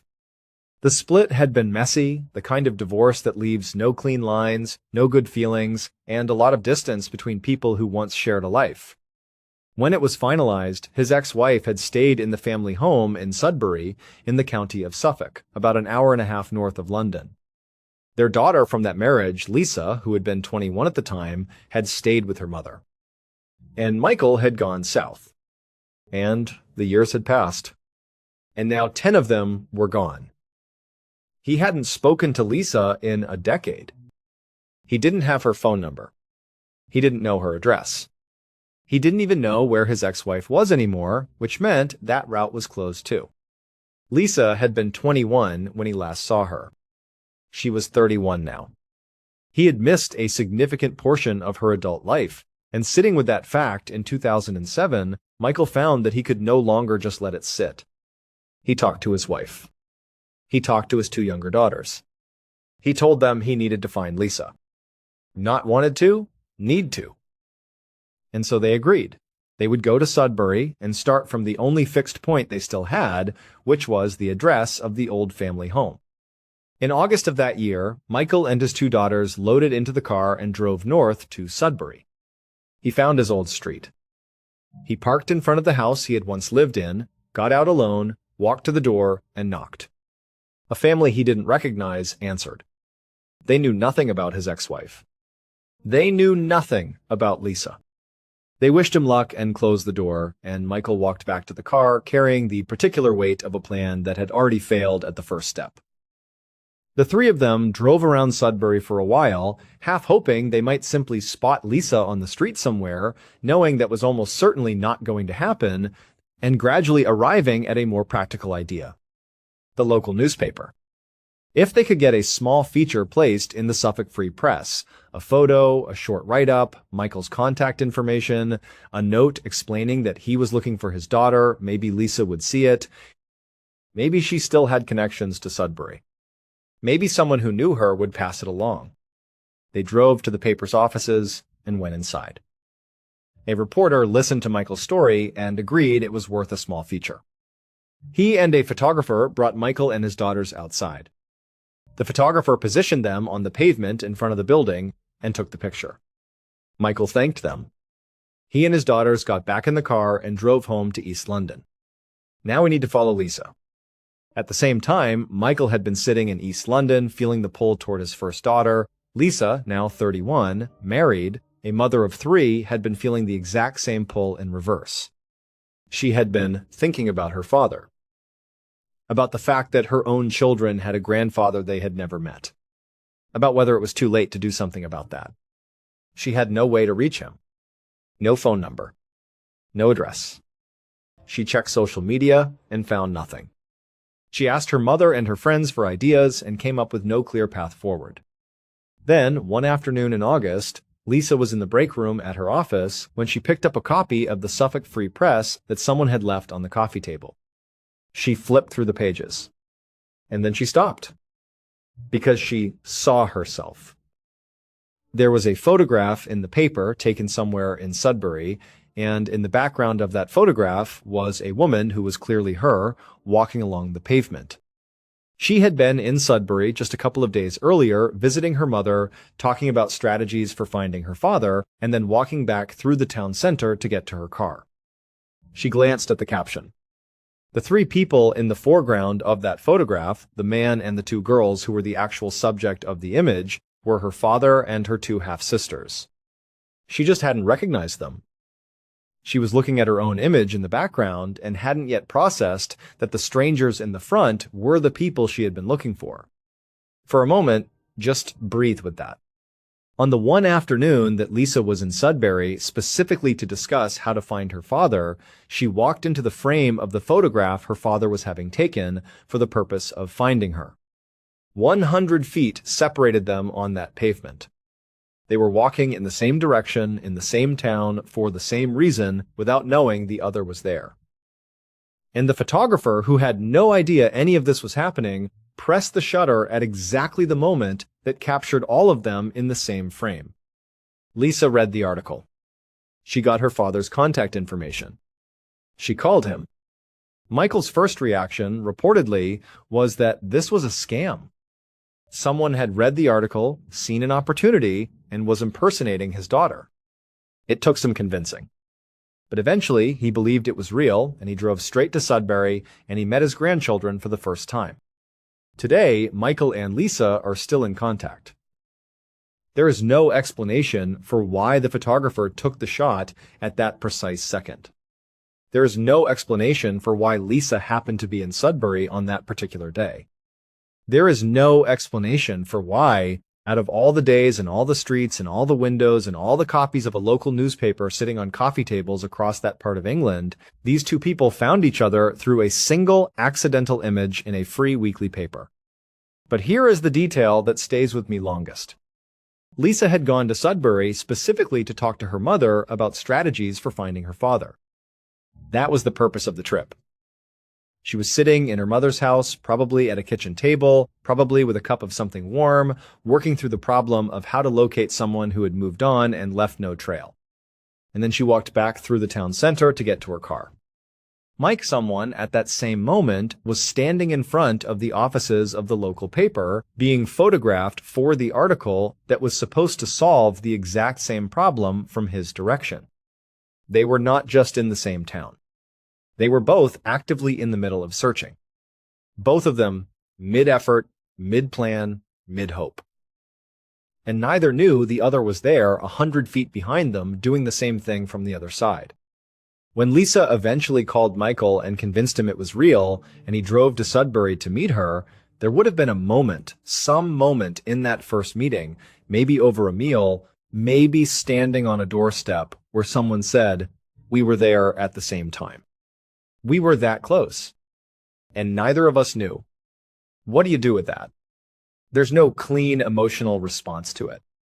There is grief in it. 10 years of distance, of not knowing, of children growing up without grandparents, and a father without his daughter. There is also something that feels almost like a joke the universe is telling, except the punchline is one you actually wanted. They were looking for each other. They were right there. A photograph caught what neither of them could see. Sometimes the universe just gets it right. and sometimes it lets you see the evidence afterward. In the final semester of his college education in Wisconsin, a 21-year-old man named Harry signed up for an acting class because he thought it would be easy. He was shy by nature and figured the class might help him come out of himself a little. He expected to sit in a room, read some lines, get his grade, and move on. Instead, two things happened. He met the woman who would become his wife. And he discovered, to his genuine surprise, that he actually loved acting. When he graduated, Harry and his new wife made the decision that most people who feel that particular love decide to make. They went to Hollywood. He auditioned for Columbia Pictures' New Talent Program, a pipeline designed to give new actors and actresses a foot in the door at a time when getting any foothold in Hollywood was nearly impossible. He was accepted. He signed a contract that paid him almost nothing. And the program immediately began sending him out for parts. Nobody wanted Harry. This is not a cruel summary, it's what happened. Month after month, the only roles that materialized were minor and non-speaking. The kind of roles that don't advance a career. The kind that fills out a crowd scene. After 2 years of this, in 1966, something changed. Harry was offered a speaking role in an actual film. Not a lead. Not a supporting part. A 60-second scene where he played a bellhop in a hotel, walked on screen, called out for a guest, found the guest, handed him a piece of paper, and left. Forgettable. But real. A real scene in a real movie with real lines that he actually got to say. Harry went to the studio and filmed it. He thought it went well. He came back to the New Talent Program offices afterward, and before he'd barely gotten through the door, one of the producers in charge of the program called him over and asked him to come upstairs. They sat down. The producer told him he had seen the scene. And then he told Harry directly and without much warmth that he was not going to make it in Hollywood. He said, when Tony Curtis carried groceries across a room in one of his first movies, everyone watching knew immediately that man was going to be a star. You could see something in him even when he was doing nothing. When you walked around as that bellhop, I didn't see it. You don't have it. You are not going to be a movie star. Harry sat there for a moment. Then he leaned forward and said, if Tony was such a good actor, shouldn't we have believed he was just a grocery delivery boy, not a movie star? The producer fired him on the spot. Harry signed a similar deal with Universal Studios. Universal's feedback was slightly different in its wording, but identical in its conclusion. Not pretty enough, not talented enough, no future here. By the mid-1970s, Harry was in his mid-30s. He still wanted to act, that hadn't changed. The love of it hadn't gone anywhere, but he was making almost nothing from it. He had a wife. He had 2 sons. He needed money. And so he made a decision that had nothing to do with any particular aptitude and everything to do with necessity. He would become a carpenter. He checked out every how-to book on carpentry he could find at the library. He practiced. He did projects around his own house. And then, when he felt either sufficiently confident or sufficiently desperate, he started calling people in his network and asking if anyone needed woodworking done. Hollywood, it turned out, had a surprising number of people who needed woodworking done, and before long, Harry had built up enough of a client base that someone gave him a name, the Carpenter to the Stars. Which was, as he would later acknowledge himself, somewhat ironic, given that he was frequently spotted on job sites holding a carpentry manual in one hand while doing the actual carpentry with the other. In 1976, Harry had been a full-time carpenter for about a year when one of his closest friends, a man named Fred Roos, who was a casting director and film producer, called him with what he described as an opportunity. Harry was not interested. He said so directly. He had accepted, more or less, that acting was behind him. He had a family to support, a business that was working, and no desire to go back into rooms where people told him he wasn't good enough. Fred told him this was different. This wasn't a standard audition. This was a situation where a very specific, very unusual director needed one more person for an audition session, and the person was not being asked to actually try out for anything. He would just sit in the room, read lines so the real candidates could deliver their performances against someone, and that was it. The director, who was known for running group auditions so he could assess chemistry and dynamic in real time, was short one male actor because someone had dropped out last minute. Fred had volunteered Harry to fill the slot. Harry pointed out, not incorrectly, that this sounded like a waste of an afternoon. Fred acknowledged that it might be. But he also pointed out that this director was becoming a significant figure in Hollywood and that the other people in that room were going to be people worth knowing, even if nothing came of the acting. Worst case, Harry walked away with a couple of potential carpentry clients and an afternoon out of the house. Fred said, "Just go. Read the lines. Don't try to act. They told me specifically he's there to facilitate the audition, not to participate in it. Just go." Harry went.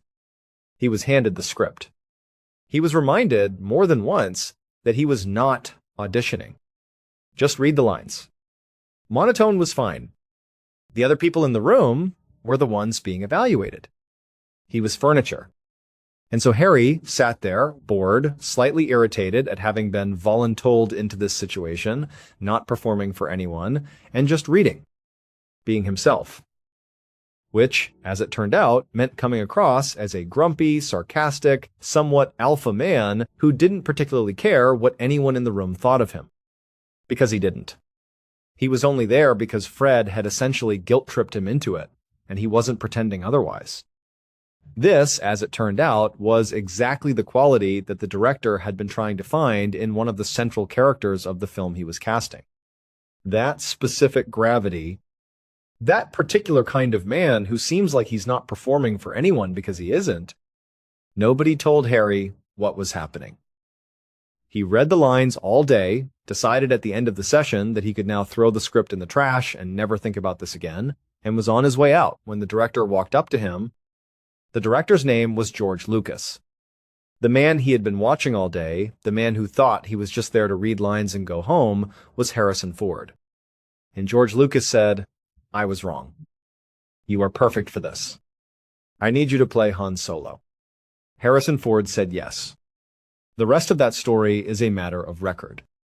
Star Wars was released in 1977 and became one of the most successful films in cinema history. Harrison Ford went from a carpenter who kept books in his tool belt to one of the most recognizable actors alive. A few years after all of this, after Star Wars, after the sequels, after Harrison Ford had become the kind of name people recognized everywhere, he was having lunch at a restaurant on a Hollywood studio lot when a waiter approached with a silver tray. On the tray was a single business card. The waiter set it down and walked away. Harrison picked up the card and flipped it over. On one side, written by hand, were 3 words, "I missed my bet." On the other side was the name of the producer from the new talent program, the one who had called Harry into his office in 1966, told him he had no future, and fired him on the spot. The man was apparently in the same restaurant, had spotted Harrison across the room, and had sent over that card as an acknowledgement. A concession.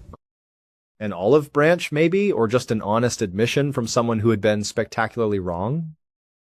Harrison Ford would later say in interviews that the moment he understood what he was looking at the card, the message, the implication that this producer was somewhere in that room watching him, he scanned the room once, couldn't pick the man out because he genuinely had no idea what he looked like, decided he wasn't going to waste any more time looking, set the card down on the table, and went back to his lunch. He didn't need to find the man. The card said everything. There are people who appear to exist slightly outside the normal rules. Michael Packard is one of them. In 2001, when Michael was 38 years old, he was on a small plane over Costa Rica when it crashed. The pilot, co-pilot, and 1 passenger were killed on impact. Michael and 4 other passengers survived badly, injured, stranded in a remote section of jungle with no road access and no way to know whether the distress signal they were sending from the wreckage was reaching anyone. They waited 48 hours. Rescuers found them. A doctor at the hospital where Michael was treated told him afterward that based on his injuries, he would not have survived another night in the jungle. The odds of being in a plane crash at all, depending on your source, sit somewhere between 1 in 5 million and 1 in 20 million. To be in one, to survive it, and to be told you had one night left, that alone is a story most people would carry for the rest of their lives. Michael carried it and kept moving. Over the following 2 decades, Michael, who worked as a commercial diver and spent most of his professional life in the water off the coast of California and later Massachusetts, would survive not 1, but 2 significant encounters with great white sharks. He would get lost at sea on open water, treading in the middle of the ocean with no land visible in any direction for hours before a boat found him. He would discover the body of a long-missing person submerged roughly 60 feet below the surface off the coast of Massachusetts. Each of these, on its own, would be a defining moment for most people. For Michael Packard, they appear to be something closer to recurring themes. But of everything that has happened to Michael Packard, nothing compares to the morning of the 11th of June 2021. He was 57 years old. He and his longtime diving partner Josiah loaded their equipment into a boat and headed out from the shore of Cape Cod, Massachusetts. The plan was lobster diving, a method that involves going down to the seafloor by hand and retrieving lobsters without any cage or trap system. Just a diver, the bottom of the ocean, and whatever happens to be down there. They reached their spot just after 6 in the morning. Josiah stayed in the boat. Michael suited up, checked his equipment, gave the signal, and went under. The first few dives produced a modest haul. Not the best day for lobsters, they agreed, but not nothing. By 8 in the morning, Michael had brought up approximately 100 pounds of lobsters. A decent morning. They decided he'd go down once more, one final dive, and then they'd call it and head back. Michael put his mouthpiece back in, gave the thumbs up, disappeared below the surface. Josiah watched the water. It was calm, quiet. And then, from somewhere below where Michael had gone down, the surface erupted a violent churning of white water shooting upward like something enormous had moved very fast just beneath it. Josiah leaned over the edge of the boat and looked down. He could see something large moving below. He could not see Michael. What had happened, as Michael would describe it later, was this. He had descended to around 45 feet, not yet at the bottom, still working his way down, when something struck him from behind with enough force that his entire body was thrown sideways and everything around him went instantly black. The impact knocked the mouthpiece out of his mouth. He was now 45 feet below the surface with no air supply, in complete darkness, and he immediately began reaching for the line connected to his mouthpiece so he could get it back. But as his hands moved through the dark space around him, they found walls. Soft walls that were also somehow firm, walls that were warm, walls that seemed to pulse and flex. He was enclosed. He was inside something. The space was relatively large enough that he wasn't immediately compressed, but it was not still. It was moving and moving fast, and the water inside it was sloshing violently against every surface. He kept reaching for the mouthpiece line. He found it. He jammed it into his mouth and inhaled. And with air back in his lungs, he had his first coherent thought. Has a shark swallowed me? He reached for teeth, feeling along the inner walls for the thing that would confirm his worst assumption. But there were no teeth. Only those shifting, pulsing walls. And then the pressure concentrated specifically on his legs intensified. That was when he understood. He had been swallowed by a humpback whale. Not a shark. A humpback. An animal that can reach 60 feet in length and 70,000 pounds in weight, and that survives entirely on small fish and krill, which meant that what was currently clamped around Michael's legs was the whale's mouth, and the whale was in the process of trying to figure out what it had accidentally collected. For approximately 45 seconds, Michael Packard was inside the closed mouth of a living humpback whale, 45 feet below the surface of the Atlantic Ocean. When the whale registered that this was not a small fish, it began shaking its head hard, back and forth to dislodge whatever it had taken in. That motion was what Josiah saw from the boat, the eruption of white water at the surface as an animal the size of a school bus thrashed its head to get rid of the thing in its mouth. After several seconds of this, Michael was expelled. He came out into open water with enough ambient light filtering down that he could see around him. The water was turbulent and disorienting. He looked down. Directly below him, the tail of the whale slid through his field of vision as the animal swam away, apparently unconcerned. Michael made it to the surface. Josiah pulled him into the boat. The first thing Michael managed to say was that he had been inside it, and that it had tried to eat him. He was taken to shore and transported to a hospital where he was evaluated. The extent of his injuries, significant bruising on his legs where the whale's mouth had been closing, no broken bones, no internal damage. No respiratory complications despite having spent the better part of a minute without consistent air supply at depth. He was discharged that afternoon. In interviews afterward, Michael Packard spoke about being swallowed by a whale with a kind of settled calm that suggested either profound equanimity or a complete recalibration of what counts as unusual. Reporters asked him how he felt, what he would do differently, whether he was going to stop diving. He said he was going back in the water as soon as he was able.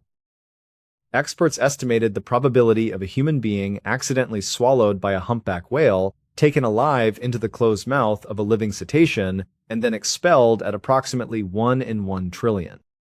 Michael Packard had already survived a plane crash, 2 great white shark encounters, and being lost at sea. The ocean has tried to keep him 4 times. He keeps coming home. On the evening of the 6th of January, 1982, a man named Harold Bray, a sheriff in Jefferson County, Colorado, an area sitting just west of Denver along the edge of the Rocky Mountains, arrived at Denver International Airport running late. A snowstorm had been working over the Denver metro area for most of the day, and the drive-in had been slow and treacherous. Harold had made it, but barely. He checked in, cleared security, and reached his gate just as boarding had begun. He filed into the queue, found his seat at the front right side of the plane, buckled in, picked up the in-flight magazine from the seat pocket in front of him, and waited. 15 minutes later, the plane began its roll down the runway and lifted into the night. Harold looked out the window.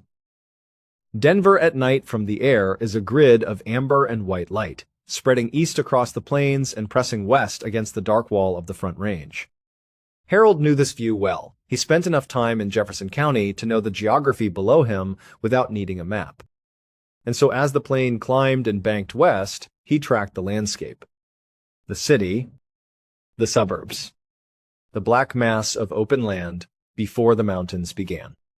And then something in the dark caught his eye. Cutting through the Rockies directly west of Jefferson County was a stretch of road called the Guanella Pass, 22 miles of switchbacks climbing over an 11,000-foot mountain crossing. In summer, it was a scenic drive. In winter, it was closed. Not advisable, not discouraged, closed. The road was not maintained once the snow came, and the combination of elevation, grade, and exposure made it impassable for any vehicle that didn't belong there. From the window of the ascending plane, Harold could see headlights on the Guanella Pass. In a snowstorm, at night, on a road that was supposed to have no one on it. He leaned toward the window and looked harder. The headlights weren't moving. The vehicle was stationary. And then he saw it, a light extending out from one of the windows, flashing upward into the sky. On, off, on, off. Deliberate. Rhythmic. The unmistakable signal of someone who needed help and was trying to be seen. Harold understood, in a way that required no deliberation, what he was looking at. He also understood that the probability of another plane flying over that particular section of mountains at that hour and having someone on board who recognized what they were seeing was essentially 0. If he sat back down, put the magazine in front of his face, and let the plane continue on its way, that person on the Guanella Pass would not be found until it was too late. It was negative 22 degrees Fahrenheit on that mountain that night.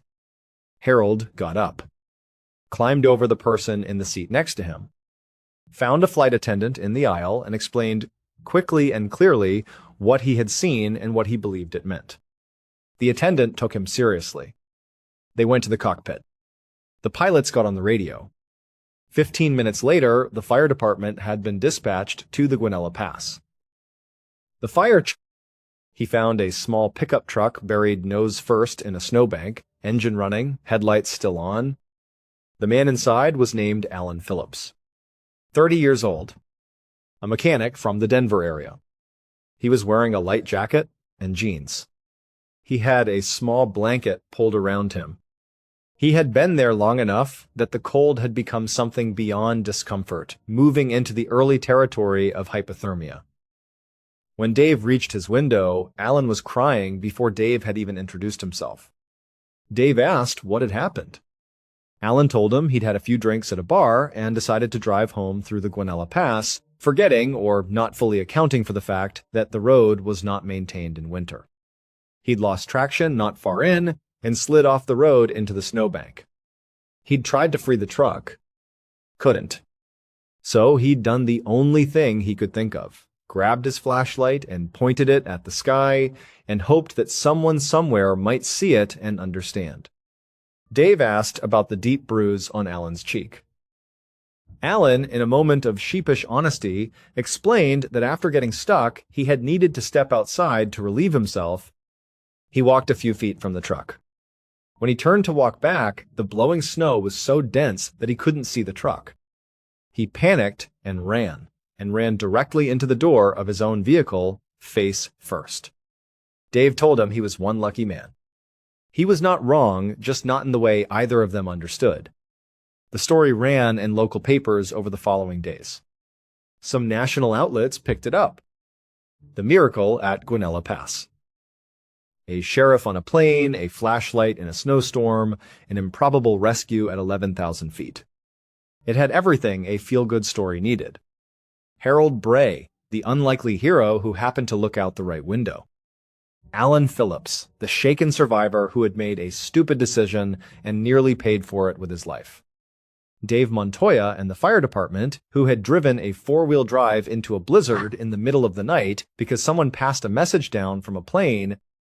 The whole thing read like something that was meant to happen, like the story was pointing somewhere good. That headline did not age well.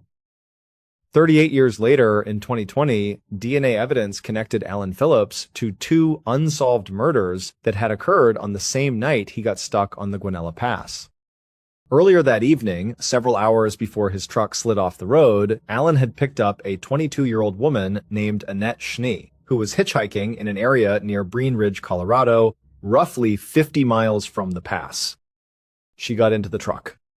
Based on what investigators believe happened next, Alan produced a weapon, restrained her with zip-tie handcuffs, drove to a remote location, walked her into the woods, and shot her in the back. Her body was found face down in a stream. A couple of hours later, Alan picked up a second hitchhiker, a 29-year-old woman named Barbara Oberholzer. She got into the truck. He restrained her the same way. But Barbara broke free of her restraints. She struck Alan in the face, the blow that left that deep bruise on his cheek that he gave Dave Montoya such an embarrassed little smile about. She threw open the door of the moving truck and ran. Alan stopped the truck, got out, chased her down, shot her in the chest. He pushed her body off the side of a cliff into the snowbank below. And then he got back in his truck and drove toward the Guanella Pass, heading for the mountains, trying to put miles between himself and what he had done. He didn't know the road was closed. Or he didn't care. Either way, he didn't make it far before the truck went sideways on the ice and buried itself in the snowbank. And so he sat there in the dark, in the cold, a man who had just killed two women and was now going to die of exposure on a mountain in a snowstorm, and he did the one thing he could think of. He pointed a flashlight at the sky. And Harold Bray, a sheriff in Jefferson County, happened to look out his window at the right moment, from the right angle, at the right altitude, and saw it. In February of 2021, Alan Phillips, 70 years old at the time, still living in the Denver area, was arrested for both murders. Annette Schnee and Barbara Oberholzer had been dead hours of 38 years before anyone was charged with killing them. The rescue and the crime exist on the same night. The same flashlight. The same snowbank. The same man. One moment was described as a miracle. The other was not. The odds of Harold Bray being on that plane at that altitude, looking out that window at that exact second, the odds are nearly incalculable. Just like the odds of being swallowed by a whale. Just like the odds of finding your daughter in the background of a photograph you didn't know she was in, the difference is what the odds were in service of. Just after midnight on the 22nd of June 1991, a man named Charles Holden was on his way home from work in Harrington, Delaware, when he stopped at a fast food restaurant near his house. He ate. He got back into his truck. He started the engine. He was about to pull out of the lot when he saw a man jogging toward him from across the parking lot, waving him down. Charles stopped. He rolled down his window. The man said his sister was having a baby. He needed a ride to the hospital about 20 minutes away. He was asking for help. Charles looked at him. It was past midnight. He didn't know this man. And something about the interaction felt off in a way that Charles couldn't articulate but also couldn't dismiss. The feeling you get sometimes when your body registers something before your mind catches up. He said no. Too late, too far out of his way, he needed to get home. The man's face fell. He turned and walked away. Charles watched him go. And then he felt bad. There's a particular discomfort in watching someone walk away who has just asked you for something, even if you have good reasons for saying no.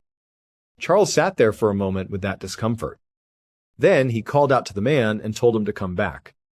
He'd take him part of the way. The man got in. They drove in the direction of the hospital. After about 3 miles, Charles pulled over on the side of the road and told the man this was as far as he was going. He lived only a block away, and he wasn't going to drive further from home at this hour of the night. The man in the passenger seat went quiet. Then he went angry. His hand went into his pocket. He started screaming, "Give him the keys, give him the wallet, hand everything over right now or he was going to kill him." Charles didn't deliberate. He turned off the truck, ripped the keys from the ignition, shoved open his door, and ran. Off in the distance, he could see a convenience store, lights still on. He ran for it. But when he turned and looked behind him, the man had gotten out and was running too fast, gaining a screwdriver raised in his hand. Charles ran the math. He wasn't going to make the store. He stopped, turned around, raised his hands. He told the man, "Okay, get back in the truck. I'll drive you wherever you want to go. You can have my keys, my wallet, everything. Just let's get back to the truck." The man smiled. He prodded Charles forward with the screwdriver. They walked back to the vehicle, together with Charles in front, the man directly behind him, screwdriver periodically touching his back. Charles got to the driver's side door. The man told him to get in and wait. Charles got in, started the engine, and drove. He floored it. He looked in the mirror as he accelerated away and watched the man standing in the road behind him, screaming, screwdriver raised above his head, and then receding until he was too small to make out, and then gone. Charles drove for a while. He breathed. He thought about calling the police, but talked himself out of it. This had been his decision, letting a stranger into his truck at midnight, and he felt implicated in his own near robbery in a way that made him not want to make that call. What he was concerned about was geography. He had ditched this man not far from his house. If the man had noticed the neighborhood, had any sense of where Charles lived, he could be there waiting. So rather than going straight home, Charles drove around outside of town for about an hour, letting time pass, letting the situation settle. At the end of that hour, he came back into Harrington and turned onto his street. The man was right there, walking along the road in front of his house as if he had been waiting, as if he knew exactly where Charles lived. Charles hit the brakes without thinking, threw the truck into reverse, and got out of there. He called 911 from a payphone. An officer came to him and escorted him back to his property. The man was gone by the time they arrived. There was no sign of a break-in. No sign of anyone having been near the house. Charles felt the relief spread through him as he stood in his own yard, breathing cold air, grateful that what had been a terrifying night was over. He thanked the officer and then, almost as an afterthought, asked him a favor. His mother lived directly behind him, on the other side of a row of bushes at the back of his property. Dorothy, 70 years old, living alone. Charles asked if the officer wouldn't mind doing a quick check on her just to confirm everything was okay on her side of the fence. The officer said, of course. He went across the backyard, through the bushes, into Dorothy's yard. The back window beside the door was shattered. The door itself was slightly open. The officer drew his weapon and went inside. Dorothy was upstairs. She had been stabbed to death. The man's name was Gilbert Cannon. After Charles drove away from him the second time, Gilbert had needed somewhere to sleep. He walked through the neighborhood and found a house that looked accessible. He broke in through the back door. Dorothy came down the stairs to confront the intruder. Gilbert was afraid she could identify him. He attacked her with the screwdriver he had been carrying all night. He had no idea that the house he had broken into belonged to the mother of the man he had tried to rob an hour earlier. The entire chain of events, the fast food restaurant, the late-night ride, the robbery attempt, the foot chase, the escape, the hour of driving around outside of town, the return to the neighborhood, the police escort home, and the discovery of Dorothy's body a matter of feet from where Charles was standing was, as Gilbert Cannon would later tell police, completely random. He didn't know Charles. He had picked the truck in the parking lot on impulse. After the robbery failed, he had picked the house on impulse. None of it was designed. There was no plan that threaded these two lives together. It just happened. Gilbert Cannon pleaded guilty to murder. He was sentenced to life in prison without the possibility of parole. Charles Holden gave a stranger a partial ride home because he felt bad about saying no. And his mother paid for it. There is no framework that contains that. No way to resolve it into something meaningful or instructive or fair. Some things are not coincidences in the beautiful sense, they are collisions, accidents of proximity, two people arriving at the same terrible place through paths that had nothing to do with each other, except that they did. Except that Charles made a choice at a fast food counter at midnight. Except that Gilbert picked that truck and not a different one. If Charles had said no and meant it, if he hadn't felt that pull of guilt when the man turned and walked away, Gilbert never gets in that truck, never ends up in that neighborhood, never finds that house. Dorothy is alive the next morning. The distance between the ending this story had and the ending it might have had is one moment of second guessing. One small act of decency toward a stranger in a parking lot. 5 stories. A father and a daughter walking 100 feet apart, caught in the same photograph on the same afternoon in the same town where they were both searching for each other. A man who went to an audition as furniture and came home as Han Solo. A man who has been inside a plane crash, great white shark encounters, open ocean and a whale's mouth, and who keeps going back in the water because that's who he is. A sheriff who looked out a window at the right second and saved the wrong man. And a good Samaritan who gave someone a lift and lost his mother before the night was over. What connects them is not luck. Not exactly. What connects them is something harder to name, the fact that ordinary moments carry consequences that are wildly disproportionate to how they feel at the time. Michael Dick didn't know he was standing 100 feet from his daughter. Harrison Ford didn't know he was auditioning. Harold Bray didn't know what Alan Phillips had done 2 hours earlier. Charles Holden didn't know that the guilt he felt when a stranger turned and walked away would matter more than anything else that happened that night. They were just people in ordinary moments, making ordinary choices.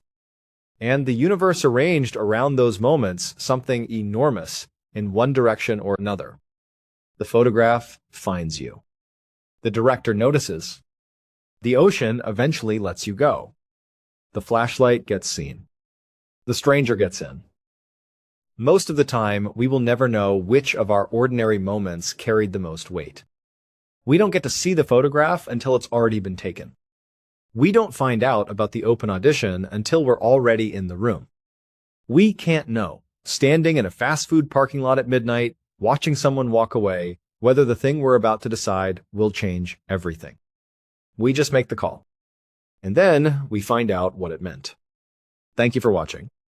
If you want more stories like these, there are hundreds of them here on this channel. And if you want one recommendation from me, one video that's worth your time right now, it's this one right here. Until next time. Just after midnight on the 22nd of June 1991, a man named Charles Holden was heading home. He had just finished a long shift at work and was feeling that deep, bone-tired exhaustion that only comes after a full day's labor. His house was in a quiet part of Harrington, Delaware, a small town where not much usually happened. Before he pulled into his own driveway, he decided to make one last stop. There was a fast food restaurant nearby, one of those places with bright lights that cut through the late-night darkness, and the thought of a quick bite to eat was too good to pass up. He pulled his truck into the nearly empty parking lot, went inside, ordered his food, and was back in his truck in just a few minutes. He started the engine, the familiar rumble, a comforting sound in the quiet night. He was just about to put the truck in drift, a question head the final few blocks home, when he saw something in his peripheral vision. A figure, a man, was running towards his truck. The man was waving his arms frantically, trying to get Charles's attention, trying to flag him down. Charles hesitated. It was late, after midnight, and this was a complete stranger. Every instinct told him to just drive away. But the man looked desperate. So, against his better judgment, Charles shifted the truck back into park. He rolled down his window just enough to hear what the guy wanted, the cool night air rushing in. The man ran right up to the driver's side window, breathing heavily. He leaned down and explained his situation. He said his sister was in labor right now, having a baby, and he desperately needed a ride to the hospital. The hospital was about a 20-minute drive away, and he had no other way to get there. Charles looked at the man. He tried to read his face to see if he was telling the truth, but it was hard to tell. There was an edge to the man, something that made Charles feel uneasy. His gut was screaming at him that this was a bad idea. And so Charles made what he thought was the sensible decision. He told the man no. He said, "I'm sorry, it's just too late, I have to get home. It's too far out of my way." The stranger's face fell. The desperation was replaced by a look of pure dejection. He didn't argue or plead. He just turned around and started walking away, his shoulders slumped. Charles watched him go. He watched him walk back towards the empty, brightly lit restaurant, a lonely figure in the dark parking lot. And as he watched, a wave of guilt washed over him. What if the guy was telling the truth? What if his sister really was having a baby, and he was the only person who could help? Charles couldn't live with that thought. So, he leaned his head out the window and called out. He said, "You know what? Hey, come back here. I'll give you a ride. I can't take you all the way, but I'll take you part of the way there." The stranger's face lit up with a huge smile. He ran back to the truck, opened the passenger door without even waiting for Charles to unlock it, and hopped inside. And with that, they took off into the night. The first few minutes of the drive were tense and quiet. Charles focused on the road, acutely aware of the unknown man sitting next to him. The stranger didn't say much, just gave directions. Charles drove for about 3 miles, following the route the man had indicated, heading in the general direction of the hospital. Finally, Charles found a well-lit spot on the side of the road and started to pull over. He turned to the stranger and said, "This is as far as I can take you. My house is only about a block away from here, and I really don't want to get too far from home this late at night." He expected the man to be grateful for the ride, to thank him and get out. But that's not what happened. The moment the truck stopped, the stranger's entire demeanor changed. The smile vanished. His eyes grew cold and angry. He started fumbling inside his jacket pocket, his movements jerky and aggressive. He was clearly reaching for something, and Charles's mind immediately jumped to the worst possible conclusion. He thought the man was going for a knife, or maybe even a gun. Before Charles could even process what was happening, the man started screaming at him. He yelled, "Hand over your keys, hand over your wallet, or I am going to kill you." The threat hung in the small cab of the truck, heavy and terrifying. All the bad feelings Charles had in the parking lot came rushing back, 10 times stronger. He knew he was in serious trouble. but instead of freezing, his adrenaline kicked into high gear. He reacted on pure instinct. In one swift motion, he turned off the truck's engine, ripped the keys right out of the ignition, and threw his door open. He leaped out of the truck and just started running. He didn't know where he was going, he just knew he had to get away.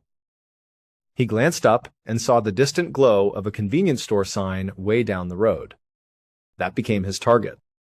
He figured if he could just make it there, he could find help, he could call the police. He sprinted down the dark road, his heart pounding in his chest.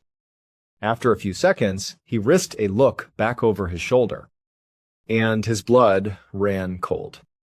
The stranger had also jumped out of the truck and was now running after him. And in his hand, glinting under the sparse streetlights, was a screwdriver. The man was holding it like a dagger. And he was fast. Really fast. Charles was running as hard as he could, but the stranger was gaining on him. The footsteps behind him were getting louder and closer. The convenience store still seemed impossibly far away. And in that moment, Charles realized he wasn't going to make it. There was no way he could outrun this guy. So he made a split-second, life-or-death decision. He just stopped. He stopped running, turned around, and put his hands up in the air as a sign of surrender. He yelled out, "Okay, okay, okay, I'll give you a ride. You can go wherever you want to go. Then you can have my keys, you can have my wallet, you can have anything you want. Just please, don't hurt me." The stranger was running full tilt, and he skidded to a stop just a few feet in front of Charles. A slow, cruel smile spread across his face. He was clearly very pleased with this outcome.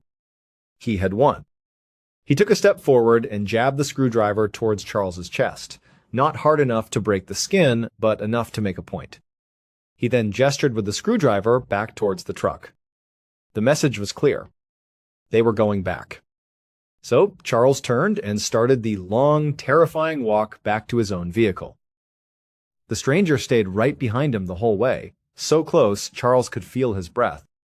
Every few steps, the man would poke him in the back with the tip of the screwdriver, a constant, sharp reminder of who was in control. They finally reached the truck. The stranger ordered Charles to get in the driver's seat and wait. Charles did as he was told. He slid behind the wheel, his hands shaking. The stranger walked around to the passenger side, his hand on the door handle, ready to get in and continue his terrifying plan. But as soon as Charles's body hit the seat, another surge of adrenaline hit him. He still had the keys clutched in his hand. He saw a tiny window of opportunity.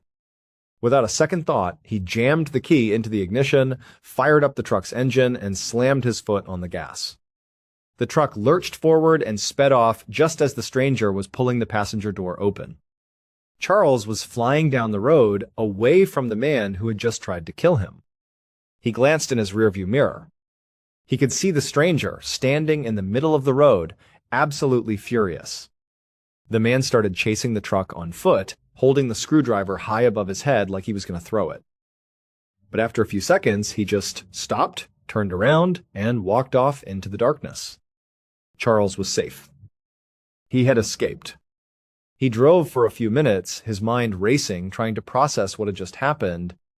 He was completely overwhelmed with relief. His first thought was to call the police, to report the attempted carjacking and assault. But then he thought about it more.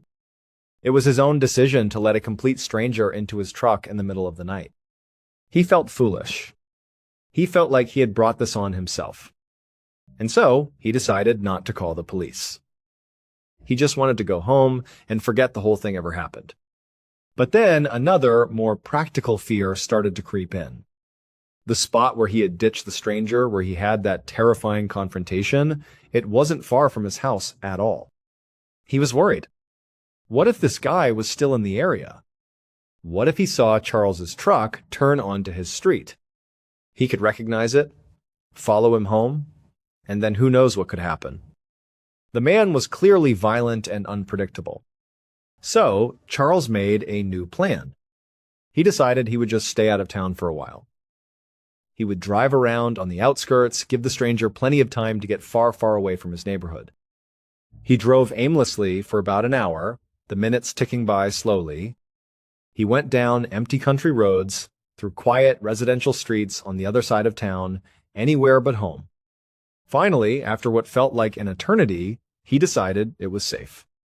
Surely, the man was long gone by now. So he turned his truck around and headed back towards his own street in Harrington. He drove slowly, cautiously, scanning the sidewalks. He turned onto his street, the familiar sight of his neighbors' houses, a welcome relief. And then he saw him. Standing right there, walking down the sidewalk just a few houses down from his own, was the stranger. The same man who had just tried to kill him with a screwdriver was now impossibly on his street. Luckily, the man didn't seem to hear or see Charles's truck pull onto the road. His back was turned. Charles's heart leaped into his throat. He didn't even think. He immediately slammed the truck into reverse and backed out of the street as quickly and quietly as he could. He drove off, his mind reeling. This couldn't be a coincidence. What was this guy doing here? Did he know who Charles was? Was he targeting him? Was he waiting for him to come home? All the fear and paranoia came crashing back. At this point, Charles knew he had no choice. He had to call the police. This was no longer just about a random, botched robbery. This felt personal. This felt dangerous. He found a payphone a few miles away and dialed 911. He told the dispatcher the whole incredible story. He explained the initial encounter, the chase, the escape, and now the shocking discovery of the man lurking around his own property. The dispatcher listened patiently and told him they would send an officer to meet him right away. A few minutes later, a police car pulled up to the payphone. Charles explained everything all over again to the officer. He told him how terrified he was that this man might be waiting for him at his house. The officer listened and then told Charles not to worry. He said he would escort Charles back to his property. And if the stranger was still anywhere in the area, they would find him and they would arrest him. So the two of them, the police car following Charles's truck, made their way back to Charles's house. They pulled onto the street. The stranger was gone. They searched the entire area, the front yard, the backyard, the surrounding streets. There was no sign of him. Charles then went into his house, with the officer right behind him. They checked every room. There was no sign of a break-in, nothing was out of place. It seemed like the danger had passed. Charles felt a profound sense of relief. He thanked the officer profusely for his help. He felt like he could finally breathe again. The officer was about to leave, to get back in his patrol car and head back out on his shift. But just as he was walking out the door, Charles had one last thought. It was almost an afterthought, a final piece of due diligence. He asked the officer if he wouldn't mind doing one more quick sweep. He explained that his mother lived right behind him. Her property was just on the other side of a thick row of bushes that separated their backyards. He told the officer her name was Dorothy. She was 70 years old and she lived all by herself. Charles just wanted to be absolutely sure that nothing had happened to her, that the stranger hadn't bothered her. It was just a son's instinct, a simple request to make sure his elderly mother was safe. The officer said, of course, no problem at all. He would be happy to go check on her. So, the officer left Charles's house. He walked across Charles's backyard, a perfectly normal patch of grass. He pushed his way through the dense bushes that acted as a natural fence. And he stepped into Dorothy's backyard. And right away, he could see that something was terribly wrong. The back window on Dorothy's back door had been completely smashed. Shards of glass littered the small porch, and the door itself was standing slightly ajar, open just a crack, letting the dark night into the house. The officer's training took over instantly. This was no longer a simple welfare check. This was a potential crime scene. He quietly unholstered his pistol, holding it at the ready. He cautiously approached the open door. He pushed it open further and peered inside. He called out Dorothy's name, his voice echoing in the silent house. There was no answer. The house was totally dark, totally still. The officer entered the house, moving slowly and methodically. He cleared the first floor, room by room. He found nothing. No sign of Dorothy, no sign of an intruder. The silence was unnerving. He then made his way to the flight of stairs that led to the second floor. As he started to climb, his flashlight beam caught something on the floor at the very top of the landing. It was a dark stain. It was blood. A cold dread filled the officer. He followed the trail of blood. It led him down a short hallway and into one of the bedrooms. And there, sprawled out on a bed, he found a woman. It was Dorothy. She had been brutally attacked. She had been stabbed to death.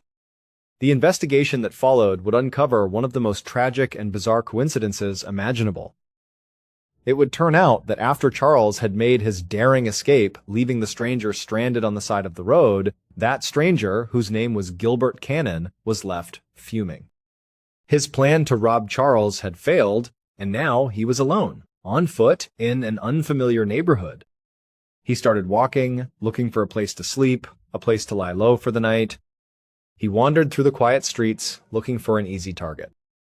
And then, by pure random horrible chance, he selected a house. He chose the house that just happened to belong to Dorothy, Charles's mother. He broke in through her back door, smashing the window. The noise woke Dorothy up.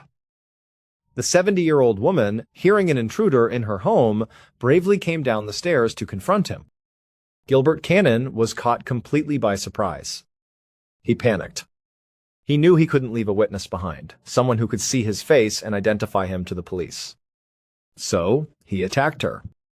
He used the only weapon he had, the same screwdriver he had threatened Charles with just an hour earlier. He stabbed her repeatedly, ensuring she couldn't call for help, ensuring she couldn't identify him. Later, when Gilbert was arrested and interrogated, he would tell the police the entire story. He confirmed that the initial attack on Charles was completely random. He had just been at the fast food restaurant, he saw Charles getting into his truck, and he thought to himself, if I can get in that guy's truck, I bet I can rob him. It was a simple, opportunistic crime.